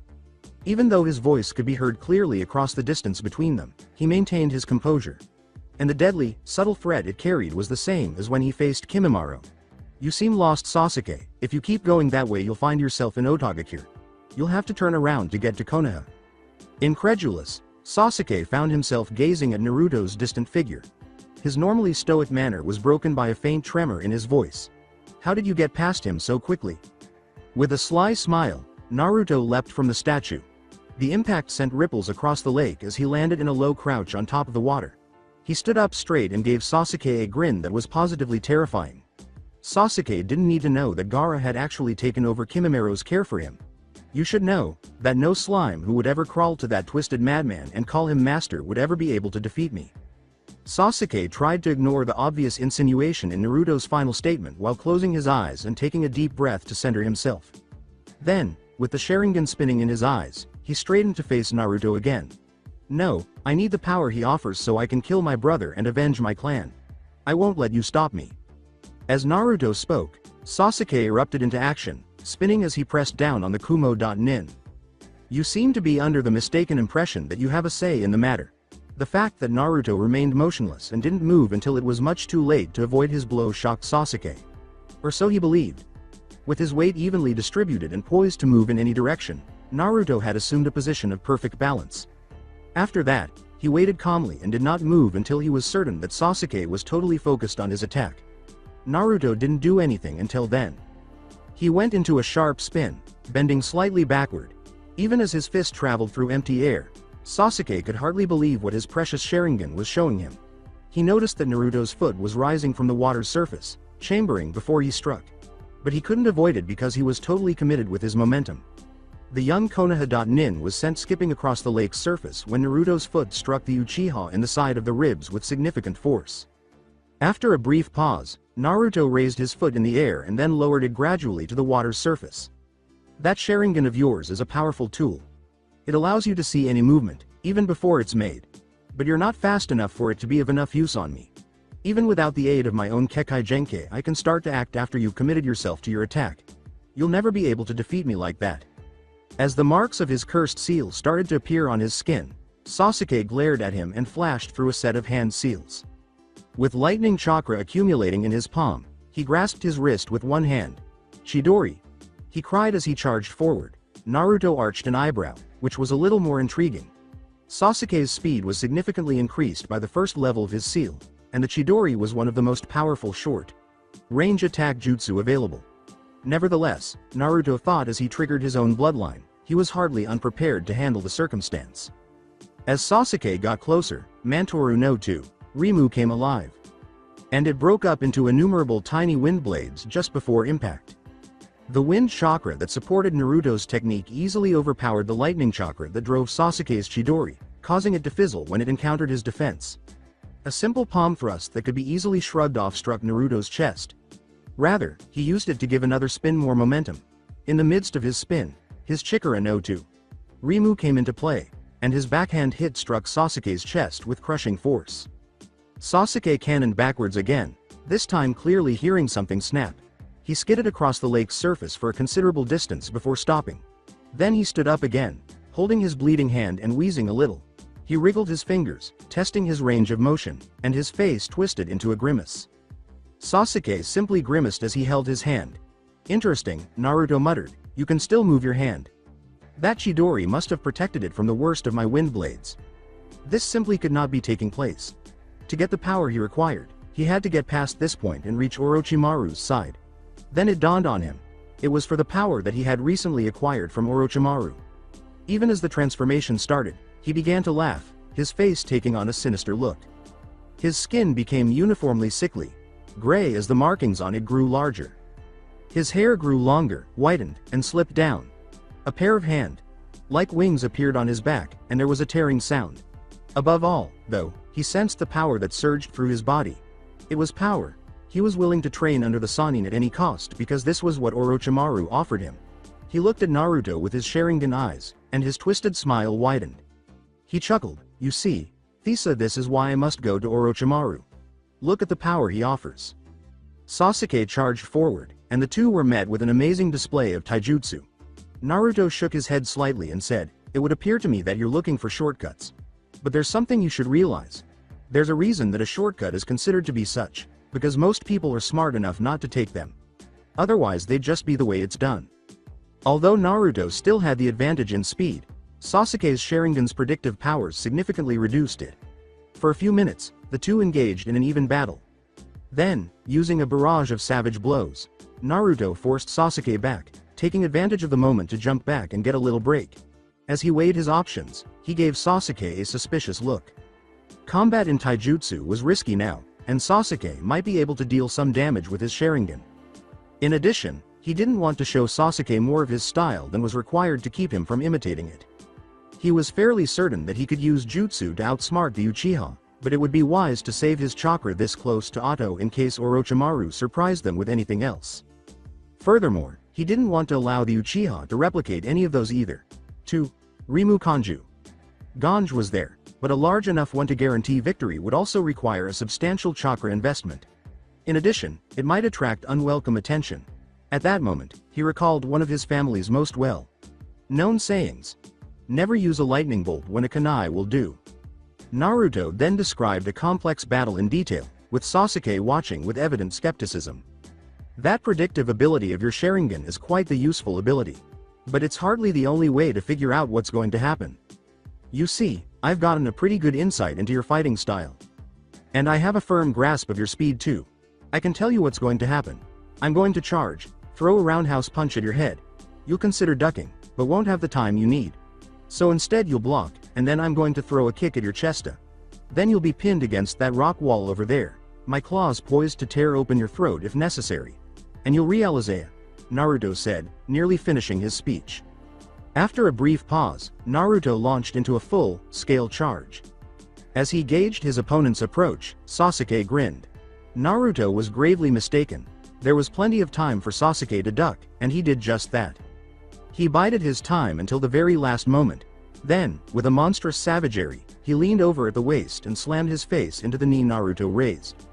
Naruto wasted little time in driving a fist deep into Sasuke's gut after the force of the blow forced him back to his feet. Naruto caught the wretched Uchiha by the shirt just as he was about to double over out of reflex. The Araiki whirled around and struck Sasuke's back against the valley's stone wall. In an instant, his claws were in position, their sharp tips resting on Sasuke's fluttering jugular. If you're smart, you'll deactivate that seal of yours and I'll knock you out. If not, well, Naruto shrugged, I've never really liked you and I despise traitors. I won't have any qualms when it comes to tearing your throat open. So it's your move, but, he said, tapping his claws against Sasuke's neck in warning, make it fast. Naruto then experienced a startling blow to the side of his head. It was his turn to be hurled skipping across the water's surface as his hold on Sasuke naturally relaxed. He was able to roll back to his feet and gave the new person standing next to Sasuke a suspicious look. Who in Kami's name are you?